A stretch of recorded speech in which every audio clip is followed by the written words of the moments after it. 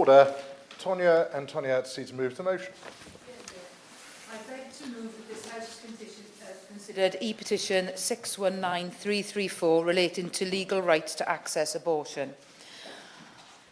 And I'd like to thank you, Chair, for being in the chair today. Thank you. It's a good start, isn't it? Get my words out right. It's very interesting being a member of the Petitions Committee. I have had the opportunity to stand in Westminster Hall and lead on petitions where we have very much a culture war and different opinions on things. And I feel very strongly after the last debate that I stood up to speak in on assisted dying, that we across this House have so much in common and so need for debate which is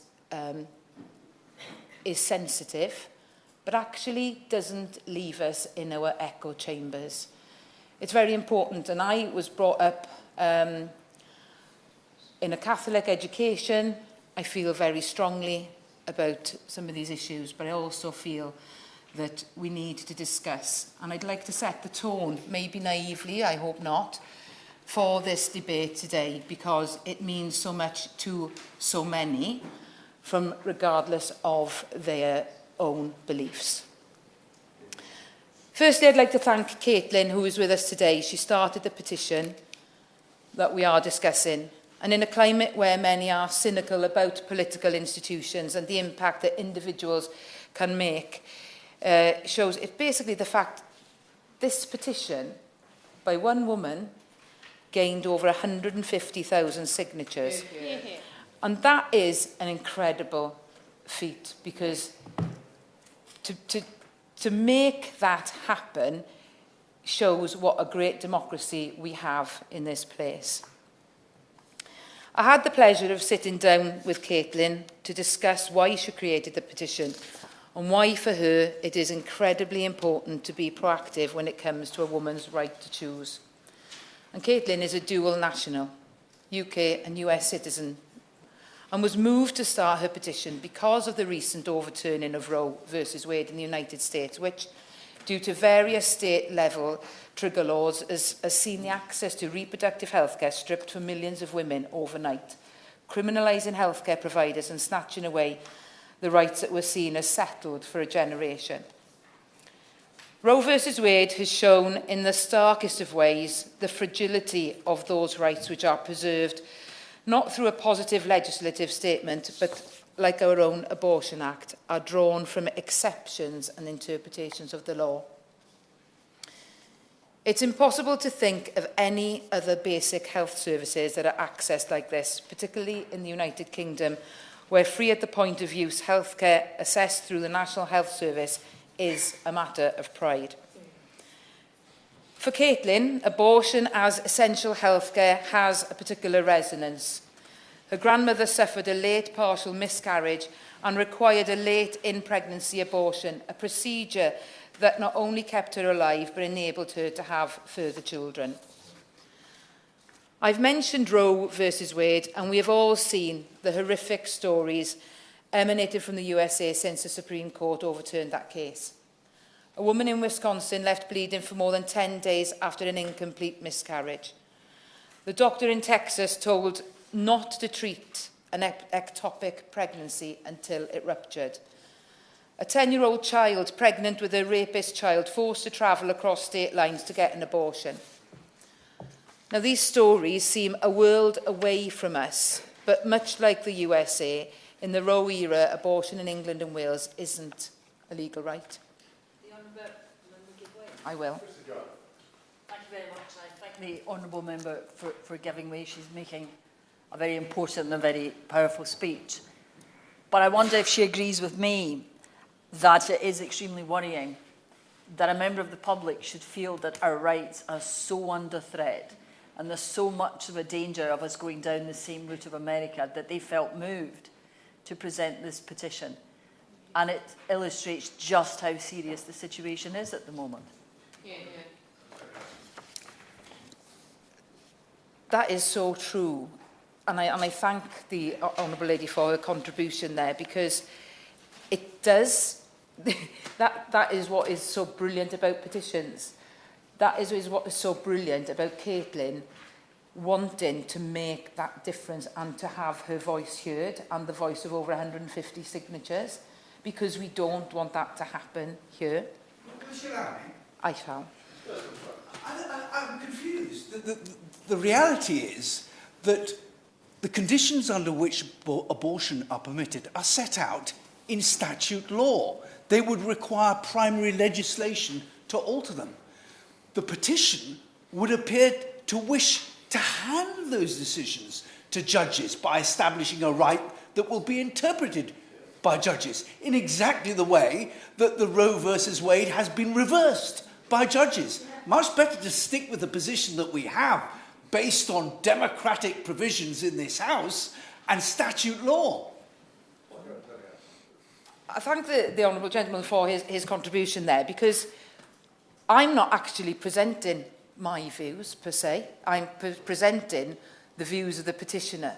And I'm going to go on to discuss how this would actually fall, how this would actually work. And I think that's what we've got to discuss. You know, the petition presents a particular view, and while I agree with many of those views, but not that that is relevant, it's how that would actually work, which he rightly points out. And therefore, it is important that we do sit in this place, in this chamber, and discuss it. So I thank him for that. Yes. Is there not something, however, fundamentally naive about a petition that attempts to juxtapose the legal system of the United Kingdom against a very different constitutional and legal system in the United States of America on the basis of fear, misinformation and media reportage, rather than on the basis of fact?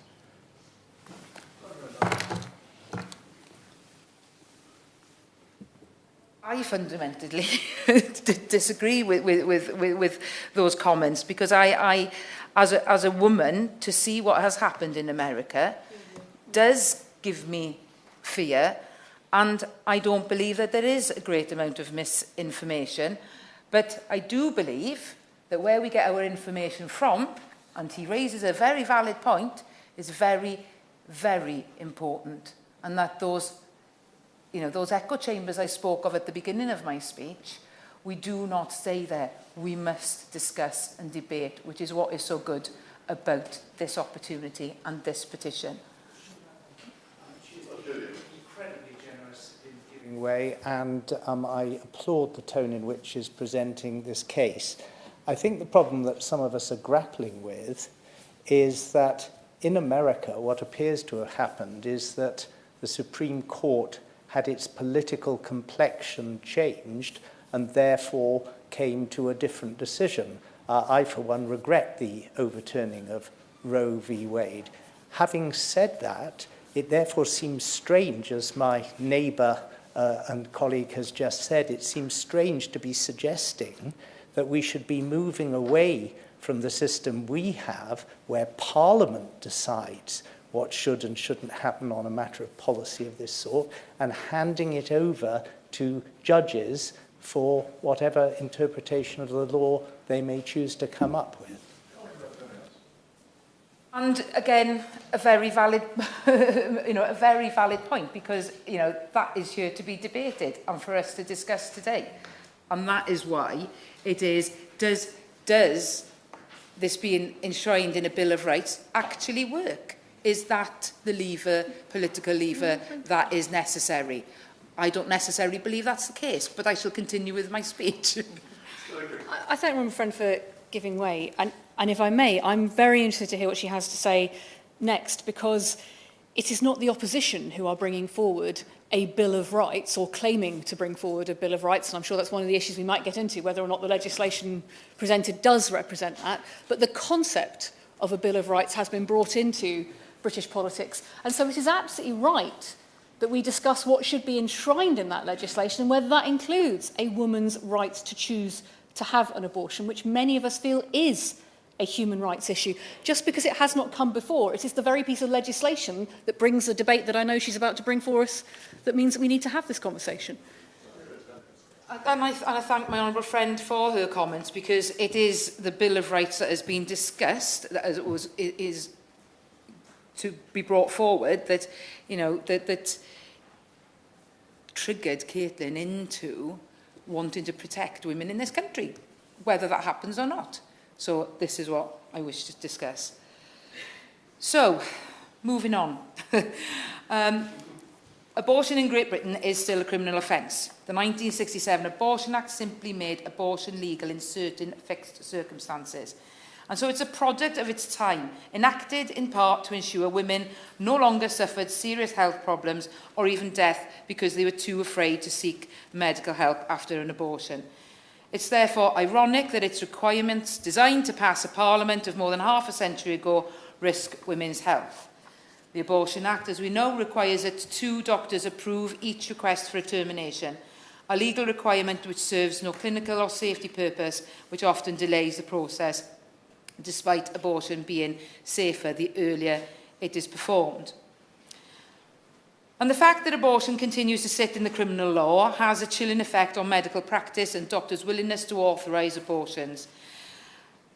In a conversation earlier with a very dear colleague, we discussed that did we actually know somebody that wasn't able to access these services? And through conversations that I've had, I've found out there are cases where this is the case, and I think that that's what we need to discuss and look at. That the threat... I shall. Thank you for giving way in this crucial debate.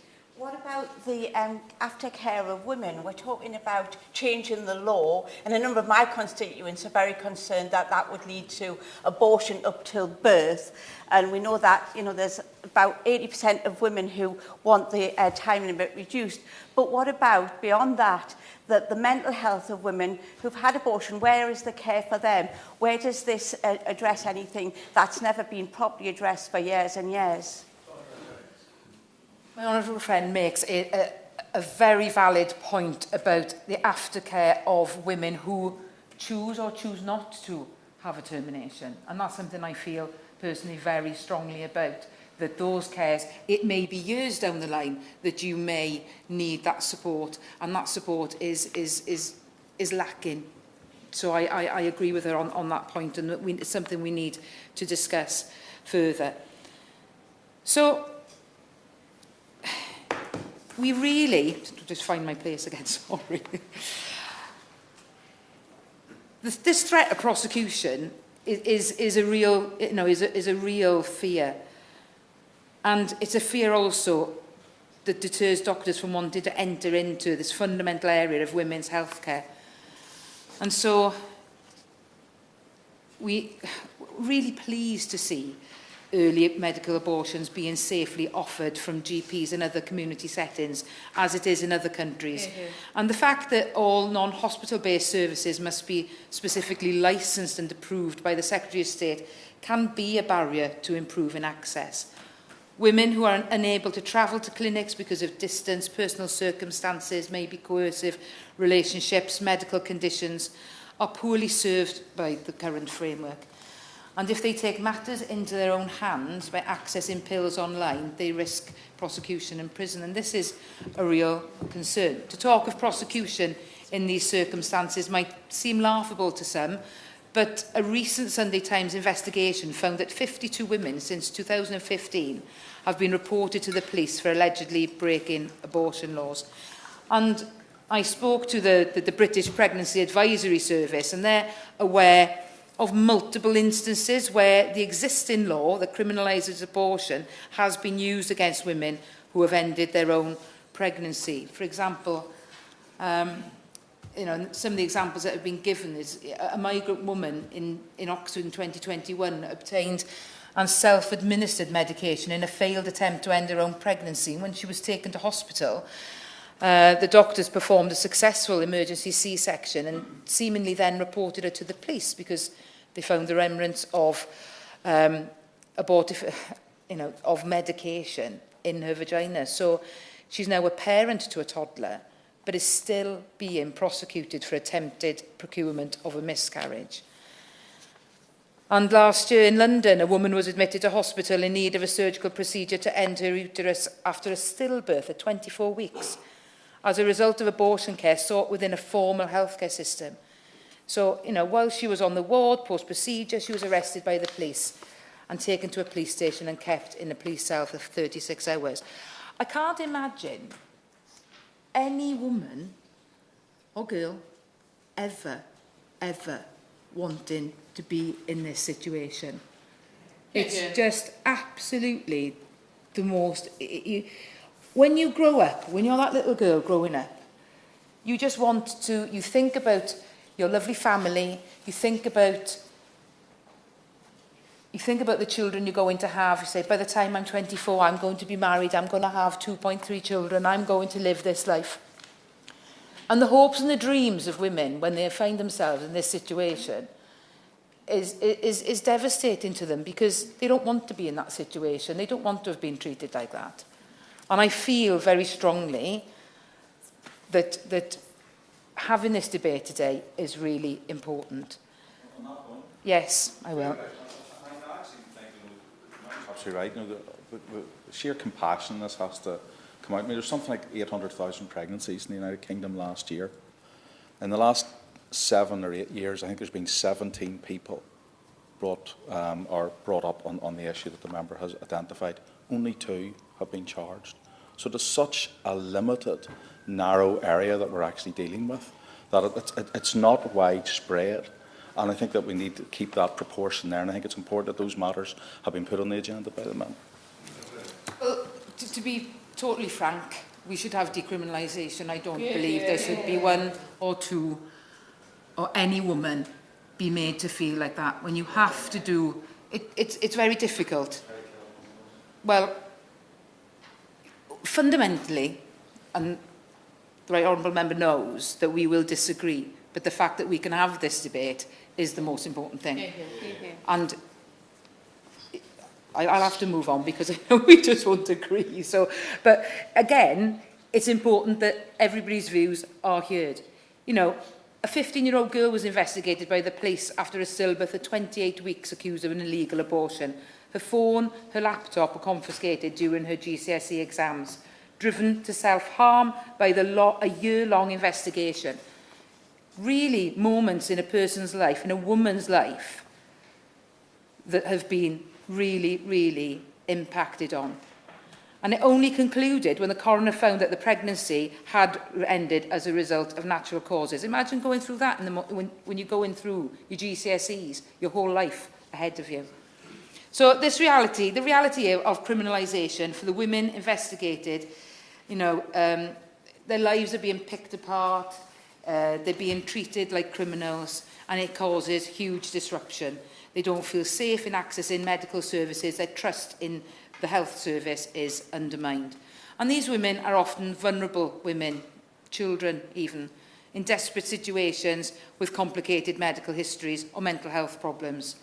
But due to this approach with the CPS, rather than being provided with support in this moment, these women are facing a terrifying journey of criminalisation. And we talk about choice when it comes to abortion, but those who are currently empowered to make choices aren't the women who need these services. They are the police who choose to investigate, the CPS who decide to prosecute. And so the current law takes fundamental decisions about an individual's health care and hands it to the state. What's very concerning is that the law as it stands could potentially be overturned by the government of the day without a vote in Parliament. And this is where we need to look at maybe the position of the current Cabinet's view on a woman's ability to access reproductive health care, because we can see it's an issue far from settled. Now, it could be, and I don't wish to, I just want to point this out for the record, I don't, but it's seen that, the Prime Minister has abstained on all votes relating to abortion in England since becoming an MP, and that includes buffer zones and early medical abortion at home, the telemedicine that we saw this year. And the Chancellor has been vocal about his desire to halve the time limit in which women can have abortions from 24 weeks to 12 weeks, even breaking the whip. And we say it's a matter of conscience, so I understand. And also, the Home Secretary voted against telemedicine being made permanent and the legal enforcement of buffer zones in 2022. So we need to be thinking about these views, and therefore it is right that Caitlin worries, and others, the 150,000 signatures on that petition are concerned, because to look on and to look at our Parliament, there is that risk of it happening. So I totally understand where Caitlin was. Yes, I will. I think, therefore, if this legal right to an abortion were to be introduced, would it also allow a legal right to a sex-selective abortion as well? I don't read it like that, but I think there is a better way forward. But that is my personal opinion. The motivation wouldn't be determined in advance. Well, it's not that I would see it that way, but you know, I do thank the honourable gentleman for bringing up that viewpoint. But it is incredibly important we don't shy away from these debates. If there's something that we can learn from the United States, is how not to discuss women's reproductive health. We can't allow something so important to become yet another salvo in the culture war, and that is down to us. This is down to us, because women deserve much better than that. And I'd like to end on that note, and I'd like to thank everybody for the interventions. I think it's very important that we discuss the way forward. I think that decriminalisation is very, very important, because no woman or young girl should feel that way about their future. Thank you, Chair. The question is that this House has considered E-petition 619334 relating to legal rights to access abortion. Sir Edward Lee. Serve under your chairmanship, Sir Graham. And I apologise, I'm chairing a bill upstairs, so I can't stay at the end of this debate. I do apologise. Now, we've recently seen MPs that want even wider laws on abortion hijack the government's public order bill to introduce buffers or censorship zones which aim to restrict fundamental freedoms of speech and expression against people's human rights. This would deny and criminalise those volunteers who offer support to women going to abortion clinics who don't really want to have an abortion, but are forced to, perhaps by abusive partners. We now have apparently some MPs, many of the same MPs, looking to hijack the government's Bill of Rights, also on abortion. The government is bringing forward this Bill of Rights as it seeks to remedy one of the worst mistakes of previous governments, namely the undemocratic reach of European human rights laws. The Bill of Rights is intended to deal with situations like illegal cross-channel migrants using human rights laws to evade justice, or terrorists hiding behind laws that were never meant to shield them from justice and scrutiny the way that they have. The bill, which was in the manifesto that I and my colleagues on my side of the room stood on in 2019, would give supremacy to the UK Supreme Court. That's all it does. And make it explicit that courts in this country can disregard rulings from the European Court of Human Rights. And by the way, those who favour more abortion should note that actually in practice, whatever may be the letter of the law, in practice we have one of the most liberal abortion rights in Europe. I wonder just how many of them actually would like to be under the control of the European Court of Human Rights, where many other countries in Europe have far more restrictive abortion laws. So I think they may be shooting themselves in the foot. I'll give away briefly, yes. Thank you very much. I thank the honourable member for giving way. But I would just like to say that for many of us, for many women, it is not about what happens anywhere else in the world. It is about protecting a right, not for us personally, because many of us would not, we don't think, have an abortion ourselves, but protecting the ability of other women, of young women, to make that decision if necessary and if they feel it's right. And the problem with having a Bill of Rights which doesn't include it is that it excludes that right from them. Well, the Honourable MP mentions a worry about what's happening in the rest of the world. And we've heard a lot about the United States of America, but we're in an entirely different situation here. If anybody wants to change the effective right to abortion, they have to come to Parliament. Parliament is supreme in this matter. So I'm not sure that women need to worry about what's happening in the United States. There's no way in which I or anybody else or anybody in any court of law in this country can restrict their rights to abortion, their effective rights. They have to come to Parliament. A bill has to be moved through Parliament. So it's disappointing that there are members, apparently in this House, even those who do not support the intentions behind the Bill of Rights, that see this as yet another opportunity to hijack flagship government legislation to further weaken the few laws and safeguards there are in the law that govern abortion. It's up to members in this House to vote to change the law on abortion, which we have a perfect right to do. Those of us who think the sheer scale of abortions is a failure in how we treat women and how we value life, at least know that this law was made by Parliament and so can be changed by Parliament. By making abortion a, quote, right, in contrast, the present laws would likely be enshrined and so would be beyond correcting, even when plainly needed. Now, let me give one widely accepted example. For instance, the law was changed in 1990 because the previous 28 weeks was considered too late a limit, given the science on viability had changed. Now science shows babies can survive at 22 weeks or earlier. And there are a lot of people who believe that the present limit of 24 weeks is therefore too high. In one ward of a hospital, it's possible for an abortion to be taking place, and the next ward, huge amounts of public resources, quite rightly, are being used to save a baby of 22 weeks gestation. But if a right were enshrined, the necessary change to stop the practice of late-term abortions would likely not be possible. And we've also had the very interesting point made by our honourable friend about gender selection. How would this be dealt with by Parliament in a Bill of Rights? The trouble with this sort of legislation is you can't frame legislation to cover every eventuality in a Bill of Rights. Much better that Parliament considers every practice, every change of a law, every advance of science on its merits. Yes. I thank the honourable member for giving way. Would he agree with me, the hijacking of bills just makes bad law? Because in Northern Ireland we have seen just that, where the law has been hijacked, and we now have a change from life-affirming laws, which the people of Northern Ireland support, to some of the most liberal abortion laws in all of Europe. I think, yes, I agree with the honourable. I think it's a very dangerous parliamentary and legal practice to try and achieve your aims by piggybacking those aims on a bill which is designed to deal with a completely different eventuality. The law as it stands effectively allows abortion on demand. We know that. We have a record 200,000 plus abortions per year, perhaps 1 in 4 in this country. That can be beyond doubt. And in reality, every woman who wants to have an abortion can obtain one.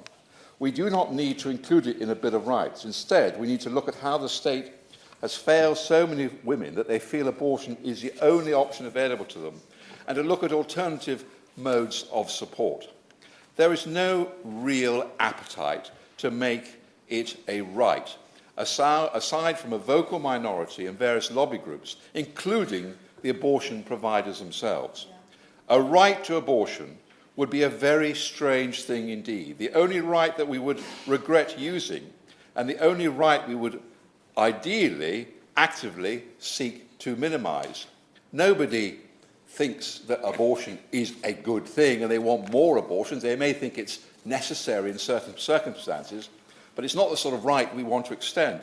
This is contrast to other fundamental rights. So let's look at them. Freedom of speech, for instance, association, privacy, to name a few fundamental rights, which we do not seek to minimise, but which we cherish and value, and which we want to enframe in a Bill of Rights. I hope colleagues who want to drag this bill to a very different place rethink their plans. I was about to finish, but I'll give one more time. Thank you for giving way. That's very generous of him. I just wonder if he could clarify for me. He talks there passionately about the human right of freedom of speech. I agree with him. I feel very strongly about defending it, and I noticed that this Bill of Rights talks about doing that and protecting it from interference.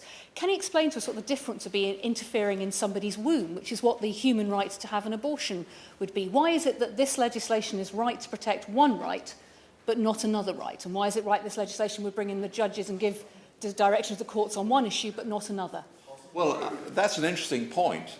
But is the freedom to have, say, an abortion at 24 weeks rather than 22 weeks the kind of fundamental right that we believe should be protected in a bill of rights? I mean, this is a matter for argument, isn't it? A Bill of Rights is an unbelievably blunt instrument to deal with this particular sensitive issue. And I do say to the Honourable Lady that if she is, or if any of us are dissatisfied with this law, and there are probably more on this side of the House who are dissatisfied with this present law than there are on the other side of the House, at least we have to come to Parliament. We have to convince our colleagues to change the law. And I don't believe, and I think many other people don't believe, that the Bill of Rights is the right way to do it. Yeah. Senator Creasy. Thank you, Sir Graham. It's a pleasure to serve under your chairmanship this afternoon, and I hope that this will be an important and I would say a light, not heat, debate, because I think perhaps in the past we've had too few of these, and I congratulate the member for Gower in setting that out so powerfully and making that argument. I also want to congratulate Caitlin for her petition. It's an incredibly powerful petition, and I think reflects a view that is growing, and indeed the majority amongst women in this country, that in the 21st century, their rights to healthcare need not just to be protected, but clarified. Let me start by stating something which I think is very important for us all to recognise, which is when you ban abortion, you don't stop abortion. You simply stop access to safe abortion. So when we talk about having a human right to abortion, the alternative is not no abortion. The alternative is unsafe abortion. There is no pro-life perspective on this. There are only those who recognise the need to ensure safe access, indeed to save lives, to prevent those unsafe abortions, and those who are more comfortable with the risks that may come from not offering such a service. Secondly, let me start with some clarification, because I do not believe the government has put before us, and maybe alternative wording will be brought forward, and perhaps the Minister can tell us this, a Bill of Rights. Because it does not set out a set of rights. Perhaps, I'm sure the member opposite will regale us with his stories about the American Constitution. I'm sure he's more of a scholar to that than I am. But that sets out a series of rights. This bill does not do that. As the member from Gainsford very clearly set out, it sets out which place of law should be supreme. And that, to me, is a different argument to whether or not there are laws protecting your rights. So let's be very clear. We're not talking about a Bill of Rights that is a Bill of Rights. We're talking about a bill of clarity about where rights rest and who gets the right to interpret them. I also wish to disappoint the member from Gainsford. We are still part of the European Court of Human Rights. We might have left the European Union, but the European Court of Human Rights does still apply in the UK. And some of us agree with Winston Churchill that that was quite a good thing and think we probably should uphold that. Indeed, I believe that's still the current view.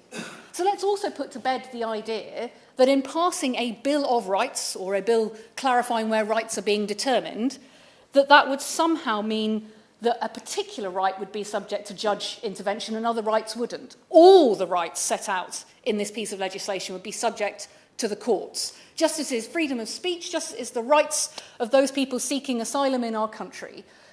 Abortion would be no different in this legislation. It would simply be another right where we would be clarifying where the balance of rights are. Absolutely, absolutely. Thank you, Chair.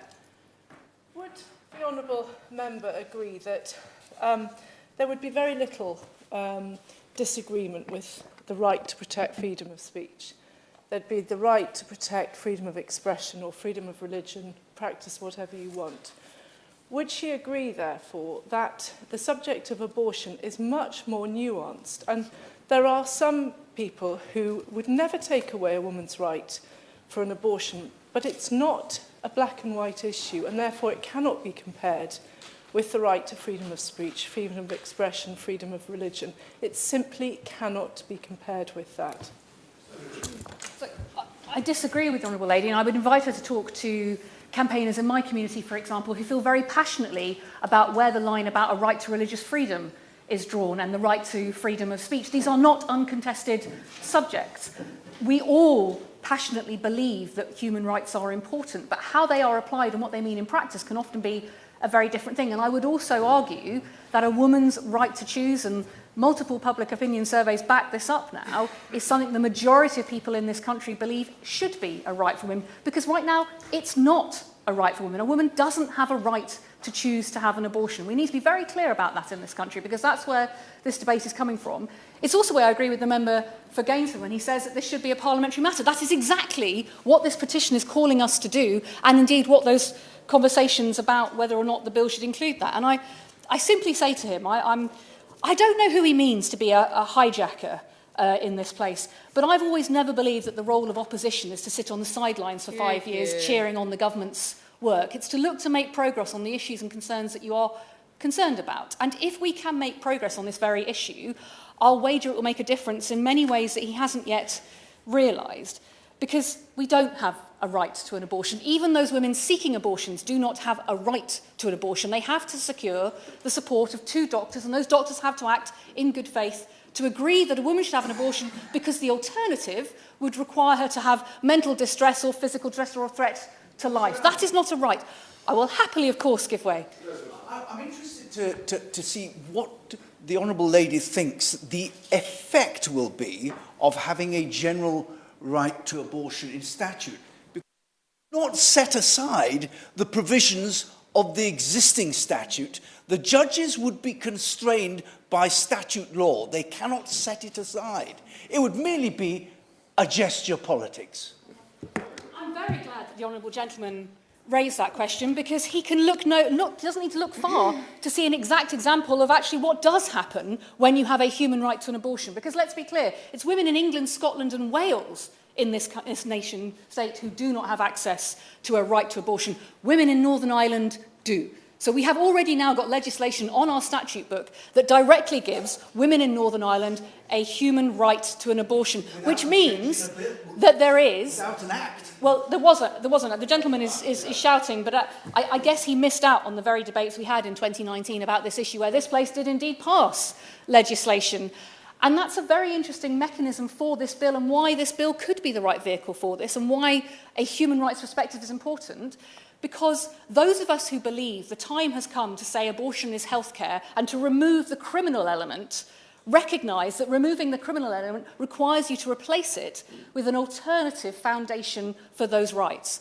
And it is my argument, and those of us who believe that we should make abortion a human right in this country, that a human rights perspective should be the alternative. And we look at Northern Ireland, where that has now happened, and see it as an opportunity to learn from that. Now, let me preface my statement by saying just because we have a human right for abortion in Northern Ireland does not mean, as yet, we have satisfactory, legal, local, safe abortion services. Those who are hostile to abortion have used their position to prevent access. But what is different and what is so powerful about having that human rights approach is it's the Secretary of State who is having to drive change in Northern Ireland, because he has to defend the human rights of women in Northern Ireland as a reflection of the CEDAW protocol. I will happily give way. Can I just clarify, though, for my colleague from, and I'm so sorry, but his constituency evades me. He'll have to forgive me, it's only a Monday. Bolton West, I thank him.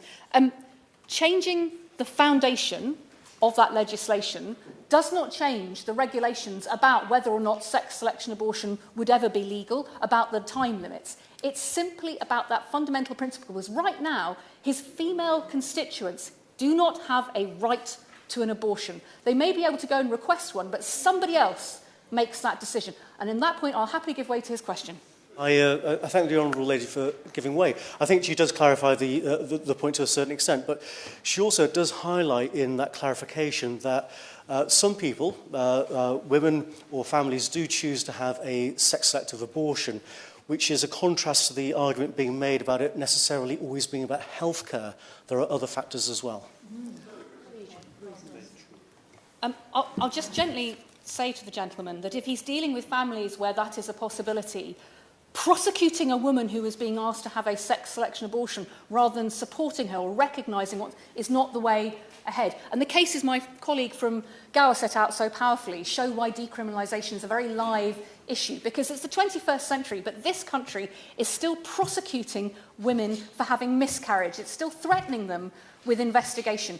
for a healthcare issue. And rather than recognising what other pressures might be in their lives and supporting them, we are criminalising those women, as they did in the 1800s with the Offences Against the Person Act. And I'll wager that he would not want to be on the side of arguing that a piece of legislation which put abortion in the same level as setting fire to this place or indeed murder would be the right way forward. That right now, the penalty under this legislation is lifetime imprisonment. Now, there may be some people who are comfortable with that. Many of us who believe that when a woman is seeking healthcare, she deserves our support and compassion and tolerance would not be. And the question for those of us who believe that we should be equals under the law is whether the Honourable Gentleman himself would accept a situation where that basic right to decide what had happened to his body in this circumstance would be denied from him and given to two other people who could only give him that option if they agreed that he would go mad or lose his life not to have it. I would wager that he would not find that acceptable, perhaps if it was around having a vasectomy. The Honourable Gentleman wants to give way? Absolutely give way. Thank you for giving way. And I wonder, under the new dispensation that the member is arguing for, how would the member propose to deal with, say, a very difficult case, the one which was brought to prosecution, namely that of Sarah Gatt, where you know that the judge in that case actually said that this was not involuntary manslaughter or indeed offence save murder. How would the member propose under this new dispensation actually deal with a difficult case which the law would ultimately throw up? The Honourable Gentleman suggests that difficult cases are the unique preserve of abortion provision. No, I'm not. There are difficult cases when it comes to freedom of speech and people's motivation. What I do recognise is that right now there are women on trial for having a miscarriage or potentially being accused of seeking an abortion perhaps when they were further along in their pregnancy than they realise. And it is not right to see these as criminal matters when we're talking about a healthcare provision. So in which case, what we need to do is set out an alternative foundation for the law. Now, many of us recognise that this Bill of Rights is not a good piece of legislation, that the things that it does will not achieve the outcomes the government hopes, but it opens the door to a conversation about what rights women in this country should have. And if the government is determined that nobody should interfere in somebody's freedom of speech from Europe, then why does this government deny the role of protecting women's wombs from being interfered and letting women choose for themselves whether or not to have an abortion? We would not be unique in making that choice. Countless nations around the world already do it. Indeed, in the current criminal basis for our abortion access, we are behind other countries like Russia, Australia, South Africa, Vietnam, Germany and Argentina. Other countries like Canada have explicitly classified abortion as a human right. Lawmakers in France have just agreed to write it into their constitution. Belgium, Denmark, Sweden are also considering constitutional amendments. I'll just finish my sentence, if I may. I'm desperate to hear what the member from Gainsborough has to say, but I want to be very clear that this is a debate that is happening around the world. Now, Roe versus Wade was the spark that reaffirmed that that fire needed to burn, because many of us have known that even though we have access to abortion in this country, that access is not secure. It can be challenged. Indeed, I have spent 12 years in this place listening to people chipping away at that access and using the fact that it is not a legal right to do so. The member from Gainsborough and I have been on different sides of this debate. I would love to hear from him why he believes he has a right to choose for a woman what happens to her body. Well, I'd quite like to ask my own question, if the Honourable Lady will forgive me. If the right to abortion is so restrictive in this country, why do we have one of the highest abortion rates in the world? I did not say that it was restrictive. I said it's patchy because it is patchy. What we understand is that those who live in rural areas find it much harder to find the 2 doctors required to secure an abortion. That one of the reasons why many of us fought for telemedicine to be able to help that process and ensure that during the pandemic women's rights were not left behind. But the member from Gainsford misses a fundamental point. A woman should be able to choose what happens to her body. And if we have a Bill of Rights, surely it sets out those most fundamental basic rights. I was coming to a close, but I'll happily take his question. The answer to the question that she asked, my honourable friend, is the reason we take this caveat to an absolute right is because there has to be a balance of rights. And there is another life involved in this question of abortion. And that's why we constrain it by the proper means of parliamentary legislation, rather than handing that decision to an unaccountable judge. On this side, I hope to hand that decision to a very accountable woman, because I trust women to make the right choices for their own bodies. And when the member opposite talks about we, I hope that he's not talking about men, because actually there are men and women across this country, the majority, who recognise that we should trust each other to make these very difficult, sensitive decisions and not deny women that basic human right. To clarify again, if he wishes to go and look at Northern Ireland, because I suspect from what he says he hasn't yet, adding a human rights foundation does not remove any of the regulations around time limits, any of the importance about medical professionals, any of the safety requirements, or indeed introduce sex selection. What it does is it sets a foundation which is based in healthcare, not criminal legislation, and it sets a foundation, crucially for many of us, in equality. Because I would venture the member opposite, were we to say that he would not have basic bodily autonomy, would be equally as furious and concerned about what that means for him as it does for women. Yeah. Now, the previous Justice Secretary and the current Justice Secretary have all argued that we don't need to include this in this bill because that right is settled. The members opposite have just shown that it's not settled, actually. This is a very live debate. So it is absolutely right that Parliament has an opportunity and our constituents have an opportunity to lobby us, to look for where we can make progress. The decision to overturn Roe versus Wade caused those shockwaves, but it also highlighted that that right was written in liberty and privacy. It wasn't written in a basic human right. This would write it in as a basic human right. And for many of us who do not agree with the government's piece of legislation, we will not be deterred, nevertheless, from seeing and how we can make progress to defend and uphold those rights. Because what Roe versus Wade teaches us is that we cannot be complacent. And indeed, when I see a government that chose to remove a commitment to the human rights of women around the developing world to access sexual and reproductive services as part of an international conference, I know that that concern is merited.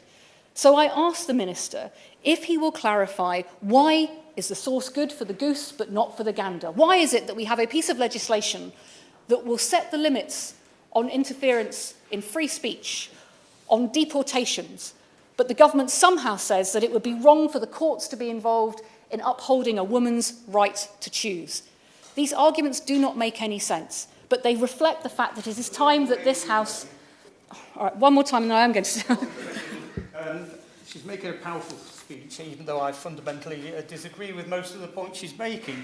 But just for clarity, could the Honourable Lady explain at what point she feels the unborn child gains human rights? Is it at 16 weeks, 24 weeks, 28 weeks, or never until it is actually born? I recognise the point that the gentleman is trying to tempt me into. I have no problem with our existing legislation, except the fact that it is rooted in a criminal foundation. So for me, decriminalisation is absolutely of paramount importance and urgency. My point is simply when you remove the criminal foundation from which all abortion legislation follows, you create a lacuna. I am arguing that entering human rights into that lacuna, as we have in Northern Ireland, is the right thing to do. Because I wish for my constituents in Walthamstow to have the same rights as women in Belfast, and right now they do not. And this bill and this petition, I would wager, is about the 21st century and how those rights are exercised. That does not mean that we would not have controls on how you access abortion, that there would not be a right discussion about time limits. But it means it would come from a position not where there would be criminal prosecutions, indeed not just of the women, but of the doctors and medical people involved. It would come from a perspective that it is a healthcare issue. We do not have these debates when it comes to vasectomies. We do not have these debates when it comes to ankle injuries. And yet somehow when it comes to a woman's body, we have determined, as the member opposite has said, that Parliament should be involved. Well, one very last time. One last time, I really do want to finish. I'm sorry. I thank the Honourable Lady for giving way. Does she really compare the procedures of a vasectomy with an abortion?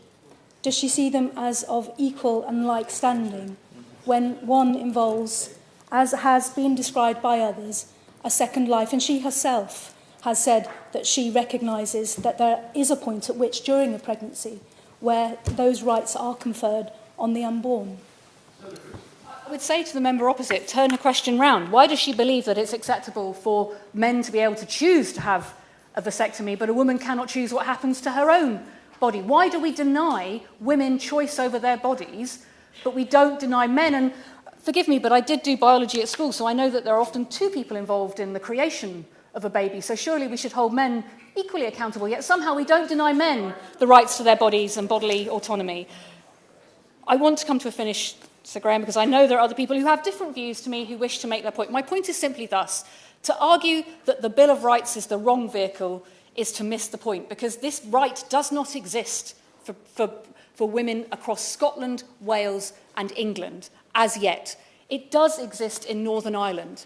And if we trust women in Northern Ireland, we should trust women in England, Scotland and Wales. And if we recognise a human right in one part of the United Kingdom, surely we should recognise it in all. Now, I do not wish to be called a hijacker. I think that is slightly disrespectful of the important point of parliamentary democracy. I recognise there are people here who will never agree with a woman's right to choose, and I believe they should be honest about that, because it wouldn't matter whether it was a Bill of Rights, this Bill of Rights, or any piece of legislation, they would not support it. But for those of us who do support women, who do recognise that the case for decriminalisation is long overdue, we have a responsibility to set out what comes next. I believe it is a human rights proposal. I believe that all of our constituents would benefit from that perspective and that approach to a healthcare issue. And I hope when the Minister stands, as I say, he will clarify why this piece of legislation is acceptable for some freedoms, for some rights, and whether the government doesn't believe that a woman has a right to an abortion. Because if she does have a right to choose an abortion, they need to legislate for it. Thank you. Mr. Senator. Well said. Maria Miller. Thank you, Graham, and it's a great pleasure to serve under your chairmanship. And can I start by commending the Honourable Member for Gower for the way in which she set the debate out. It's a difficult thing to do from the Petitions Committee, and I think she did an excellent job. I very much welcome this debate, because legal access to abortion needs to be looked at in this place. And I think the debate today has demonstrated the pent-up demand to have a clear plan and a clear way forward. But I'd like to add perhaps a different perspective, which maybe Sir Graham does demonstrate that there is a real need for this to be looked at in some more detail, because I'm yet to be convinced that the change that's needed is by enshrining this into the Bill of Rights. Probably because I think this is far more complicated than that would allow. But change is needed, and I'd like to commend the petitioners for giving us the opportunity to bring this forward today. And I hope the government takes away this debate, not just as a 3 hours sitting in Westminster Hall hearing people who've got a lot of conflicting views, but the real cry for help, that we need a government who is prepared to put its head above the parapet and come forward with a plan of action on this. Because change is needed. I believe that change needs to be decriminalisation, but I don't believe it necessarily needs to be through a Bill of Rights. And the debate today is driven, I believe, by the real frustration, not just by people in this room, but by the many people that did also support a number of the other measures that the Honourable Lady who's just spoken has brought forward. Yes, in a slightly haphazard way, but she's had no choice, because there hasn't been a way of doing it more coherently. Our abortion law is completely out of date. UK access to abortion is an exemption from prosecution under criminal law, which is well behind other countries in the world. And I think honourable members and right honourable members speaking need to acknowledge that. Our legislation is out of date. It's governed by offences which date back to the 18th century and need urgent change, because criminalising abortions, abortions are criminalised in a way that no other healthcare provision is.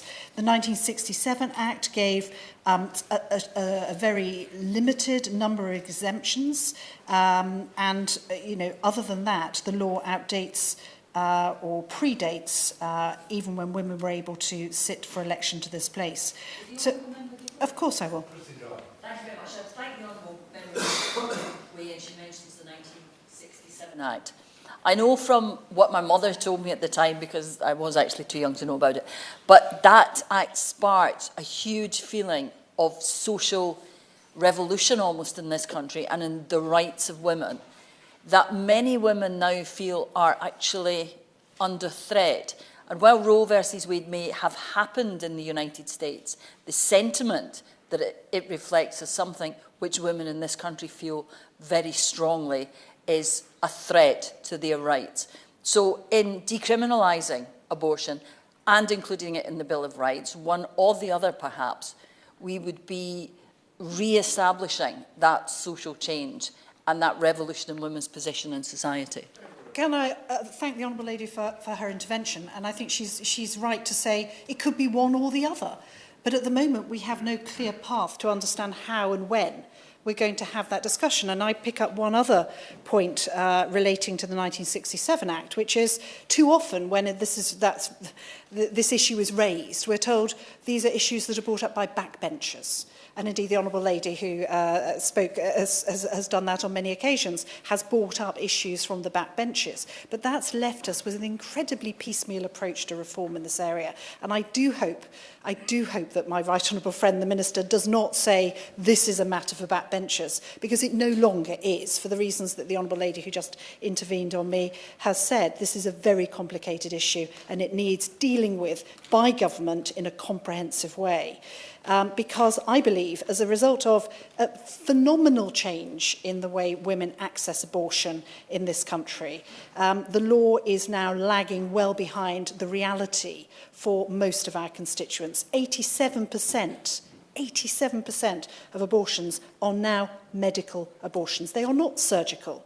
They are completely different to when this law was put in place. Now, you may agree with that, you may disagree with that, but the way the law regulates it is completely inconsistent with the reality of the medical procedures. So before I believe, even contemplating enshrining abortion as a right in the Bill of Rights, which may or may not be the right thing to do, we need to completely relook our approach to the way it is dealt with in the law. Why, as somebody's already said in this debate, since 2015, 52 women have been reported to the police under the abortion law. Now, the Honourable Gentleman, I think, said 800,000 births a year. But if you're one of those 52 women who have been reported to the police for a procedure that you thought was a medical procedure, that is something which I think would be quite shocking to many of the people that we represent to understand. And yes, only 17 of those women have been subject to criminal investigations.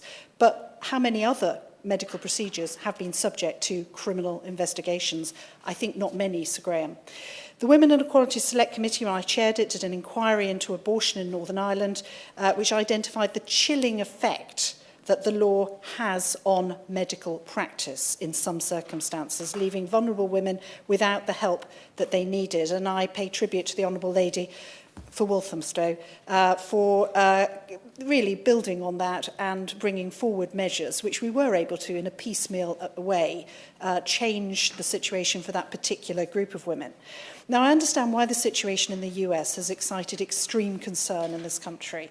The Supreme Court ruling was extremely worrying, and there will be much being done on the other side of the Atlantic to discuss that. And I can understand why that would trigger a debate today.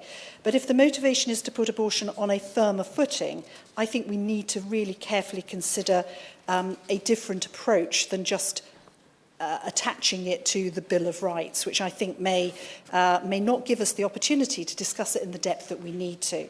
So as well as listening to the very principled views of individuals here, colleagues here today, I think we also need to listen to medical practitioners.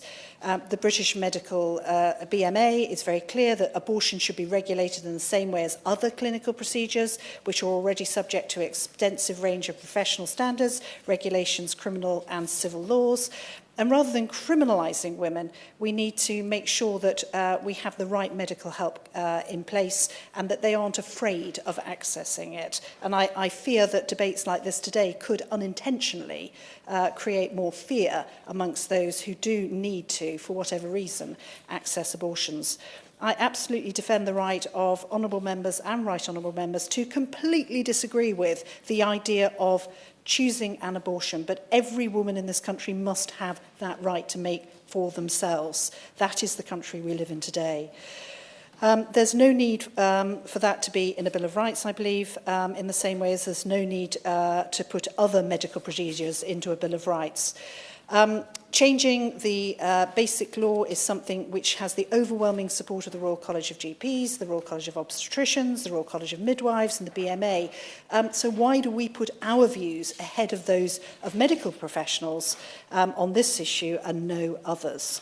I believe, Sir Graham, that we have made real progress in this place in a piecemeal way.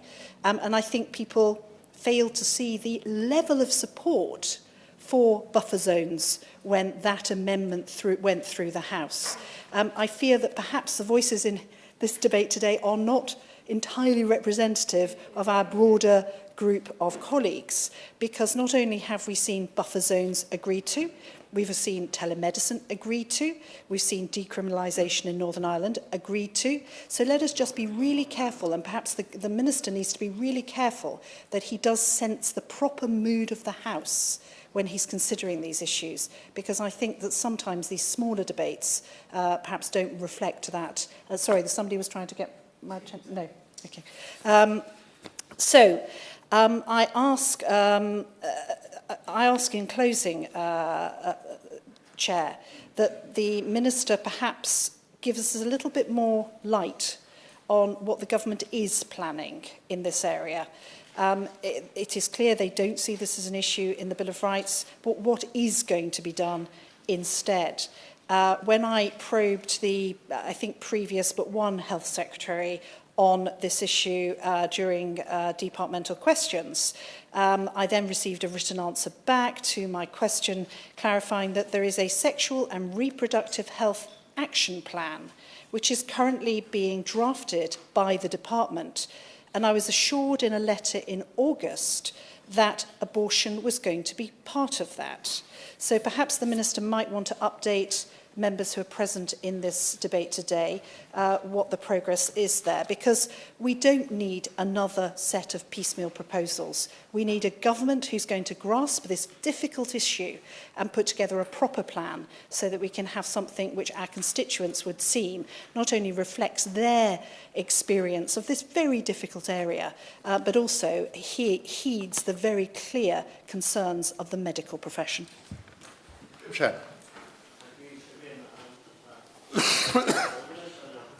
Thank you, Honourable Member for Gar for setting the scene. I know I have to say, in all honesty, the Honourable Lady and I have two very, very different points of view, but Honourable Lady, I respect the Honourable Lady's right to have that point of view. I hope she will respect my right to have a different point of view, and I wish to put that forward today if I can.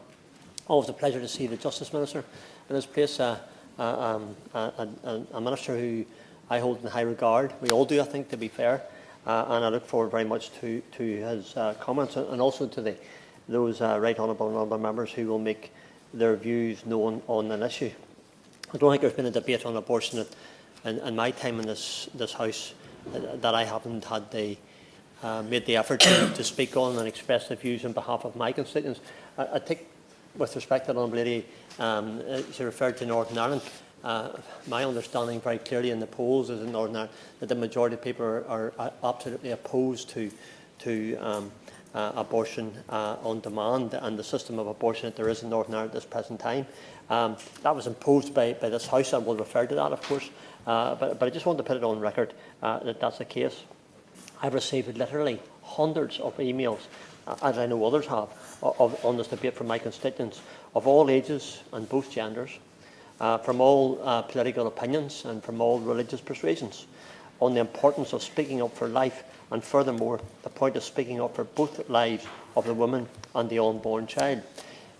These debates always seem to focus, for some anyway, on the rights of the woman, but the rights of the unborn child are disregarded as if they didn't matter.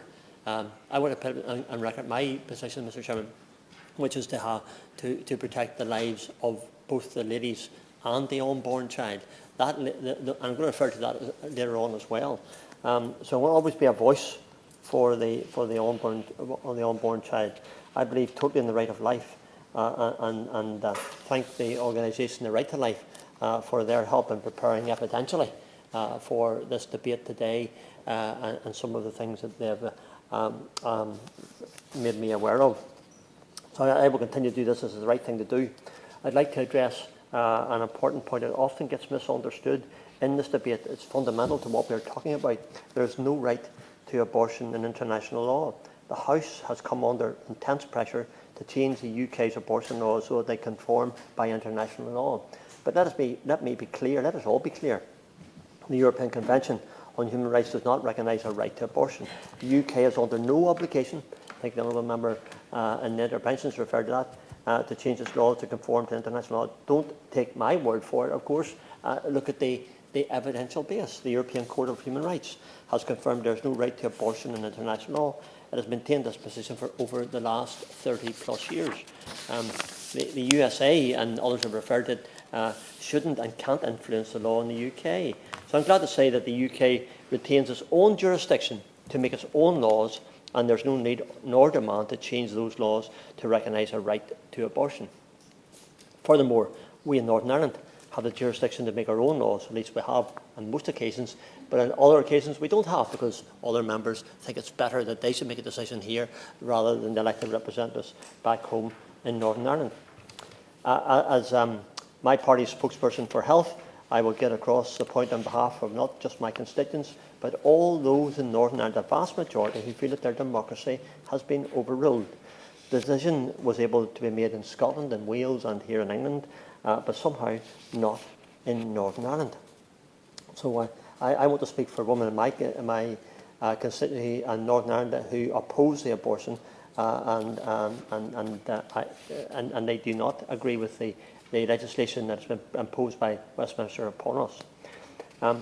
So in that question, I asked the Minister, being the Justice Minister, just why and how should it be right that legislation should be passed here to the disrespect and to the animosity and the opposition of those in Northern Ireland. I make this comment because it was in the paper last week. The Secretary of State for Northern Ireland, I know he couldn't maybe just find the right way of making sure that all the monetary monies for energy price increases would be made available in Northern Ireland. He could find, guess what, the money to finance the abortion for Northern Ireland.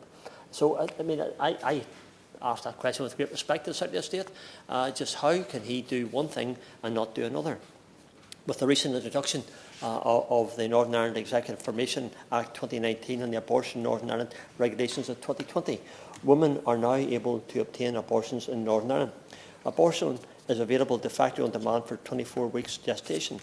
I know that was opposed by us in this House and by others, by the way, many of who are here tonight and many others who aren't here.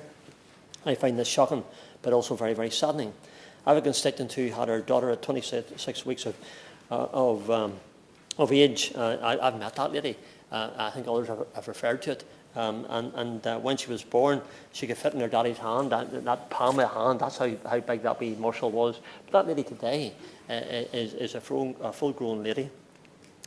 Grown up, has a job, drives and lives happily as anyone else will do. She's alive today because of the NHS, of the system we have, and many years past, a premature baby would not have lived. But the point I'm making is that if she, at 26 weeks born, can survive, then why is there terminations available from 24 weeks? To allow on-demand abortions up to 24 weeks just does not give the baby a right to life. 100,000 people in Northern Ireland are alive today because abortion was not available in Northern Ireland. 100,000 people who have made a significant contribution to society, who have been married, who have jobs, who have a positive attitude to life because of that, are alive today. So again, what has happened to us in Northern Ireland, I believe, is something that's totally outrageous. Many on the other side of the debate, particularly those who take a more globalist view, for want of a better description, try to claim a right to abortion in international law. But the European Court of Human Rights has been crystal clear. Its decisions confirm that Article 8 of the European Convention on Human Rights, the right to private and family life, does not confer a right to abortion. And the Court has also ruled that countries can pass laws that ban or restrict abortion, even where the health and well-being of the woman are at risk. Such laws would and could not offend Article 8. There's a claim that the public and medical professionals overwhelmingly support decriminalisation. This is simply not the case. Evidential, it says 91% of women agree that sex-selective abortion should be explicitly banned by the law. And the Royal College of Midwives' support for the BPAS, abortion up to birth, campaign saw a backlash from over 1,000 midwives who protested the RCM position and national opposition. The Honourable Gentleman for Bolton West, in his 2 interventions earlier on, referred to this very case of sex-selective abortions. And he shares, and I share the same concern over that as a potential for the future and how that would impact as well. Very sensitive subject, Sir Graham, with many strong and emotive views. One issue I'd like to put on record is a matter with coerced abortions from their home and the issue of easy access abortion pills. The Honourable Lady for Congleton, the Honourable Lady for Upper Band and others in this House expressed concern directly to the Minister. We met on a number of occasions to activate that point of view.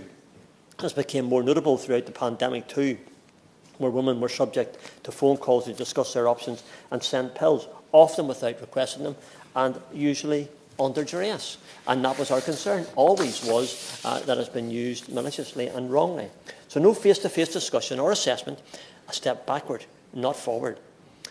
To conclude, Sir Graham, it was not and should never have been the position of Westminster to take any decision on abortion for the Northern Ireland Assembly and for my constituents in Strangford, who overwhelmingly oppose this legislation, this change, who didn't want to see the abortion on demand that we have in Northern Ireland, who wanted to clearly stand for the right to life, for the unborn child. This must be an element of respect. Respect for the thousands of my constituents who say they do not want abortion on demand up to 24 weeks. And I, for one, and many others, I'm glad to say in this debate today, will stand up on every given occasion and speak up for those constituents and, furthermore, the life of the unborn child.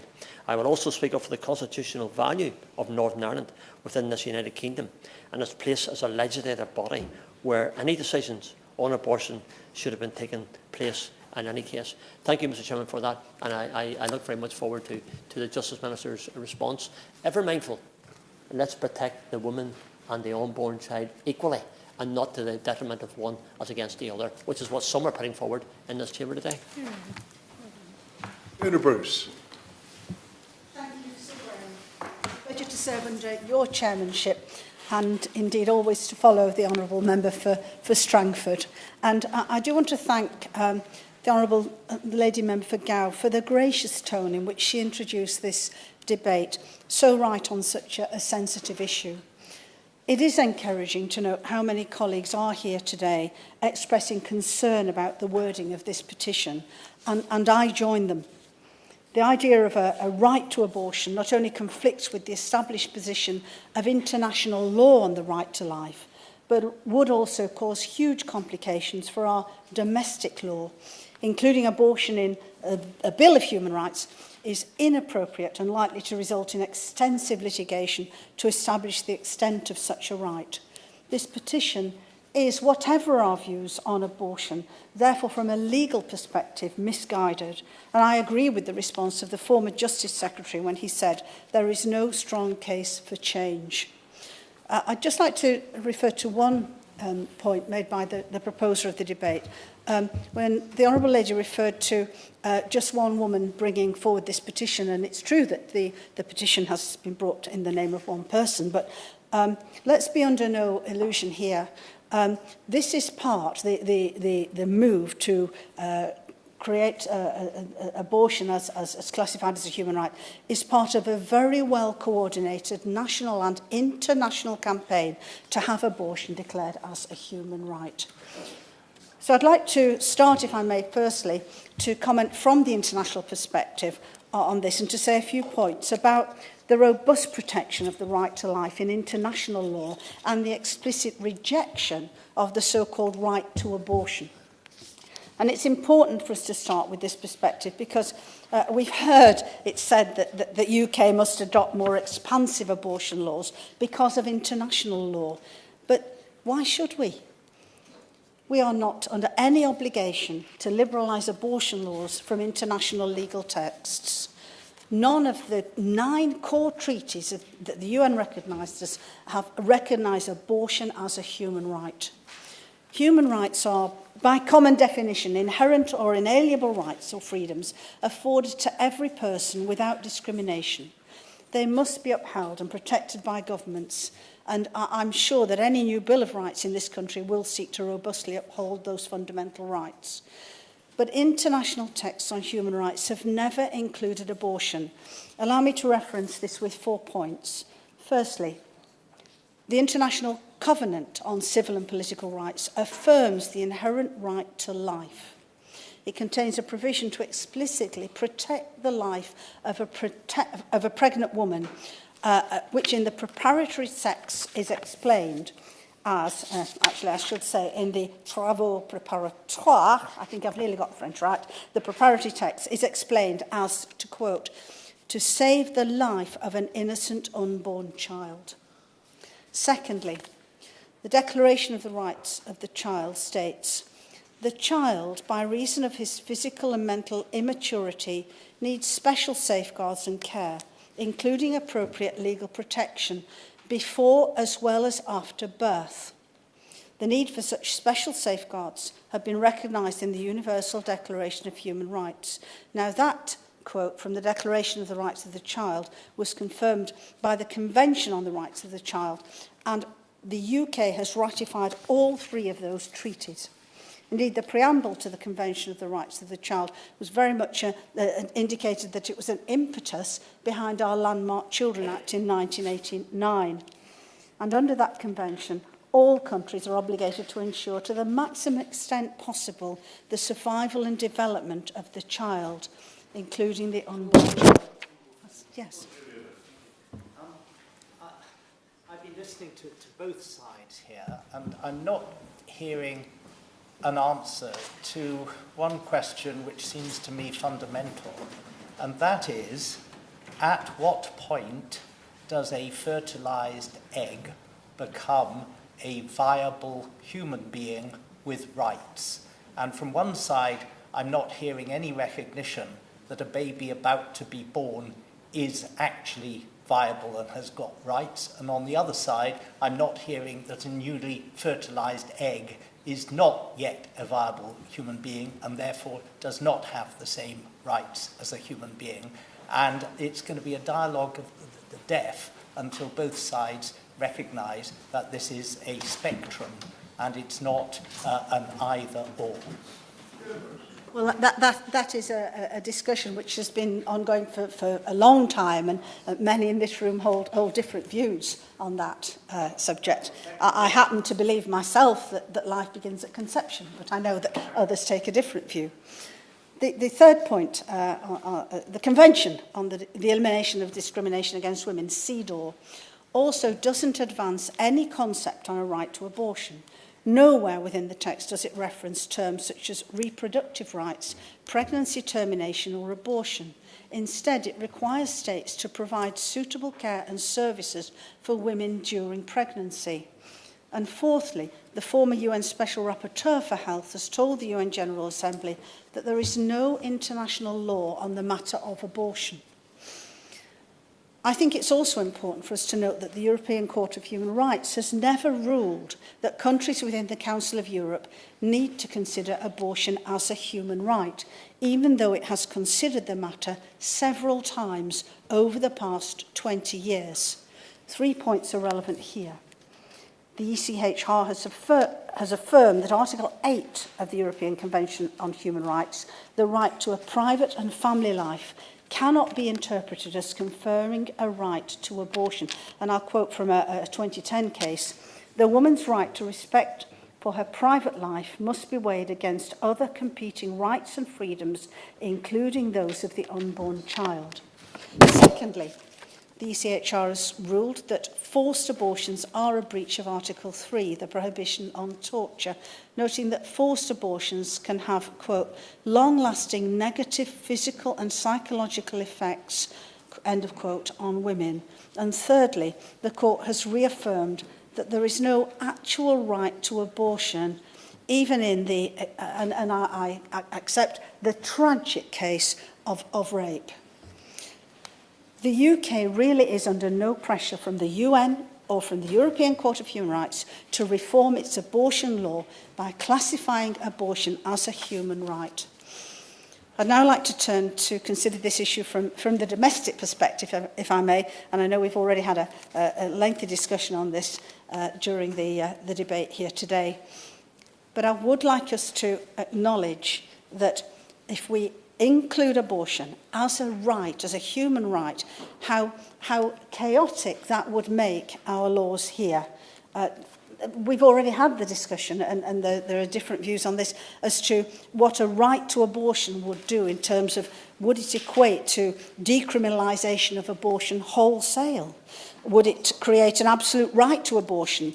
Could it mean the removal of gestational limits, allowing abortion up to birth? Could it mean abortion based on the gender of the fetus? Could it mean the removal of medical safeguards, including the involvement of doctors? Would it mean the erosion of the conscience rights for medical professions?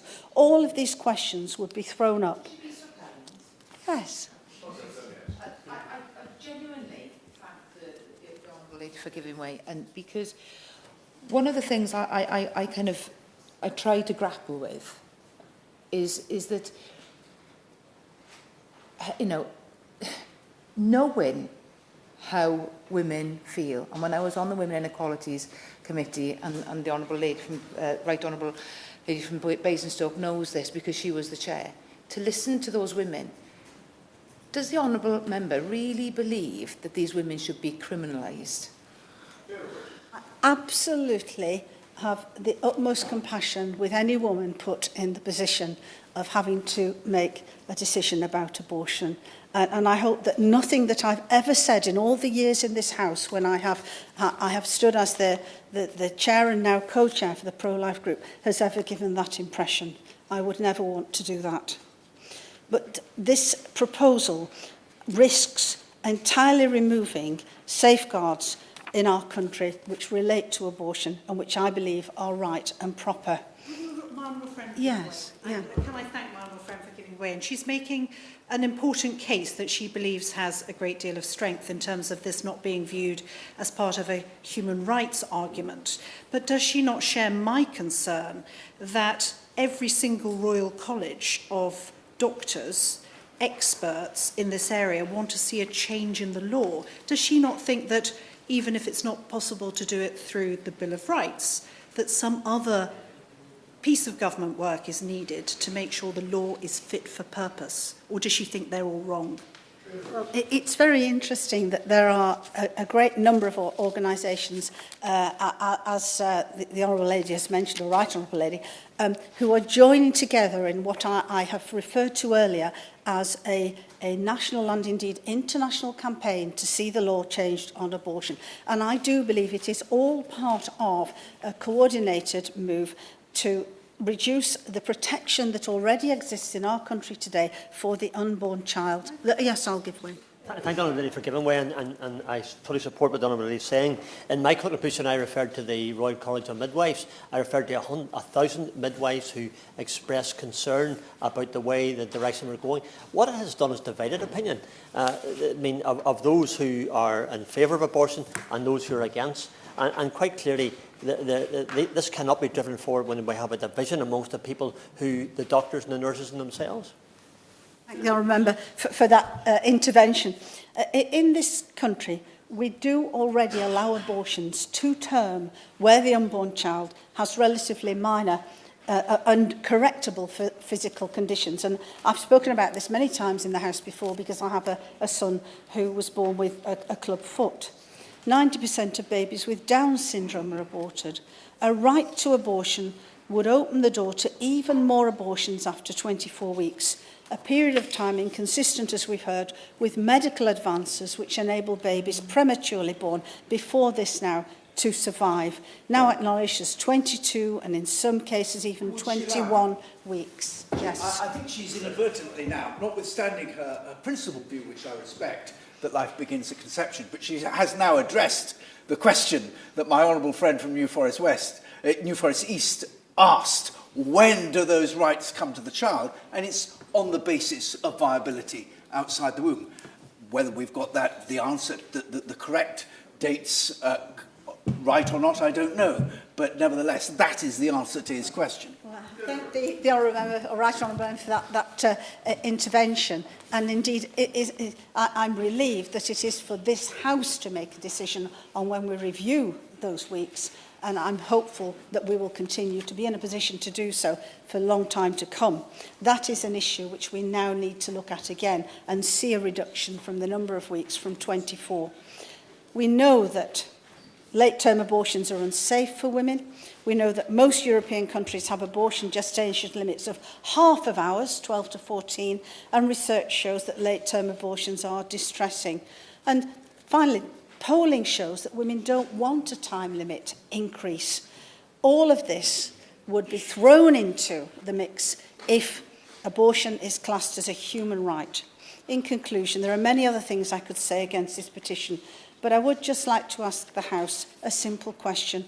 What type of society do we want to create for our country? Surely is it one which promotes a culture that upholds and respects life, including unborn life.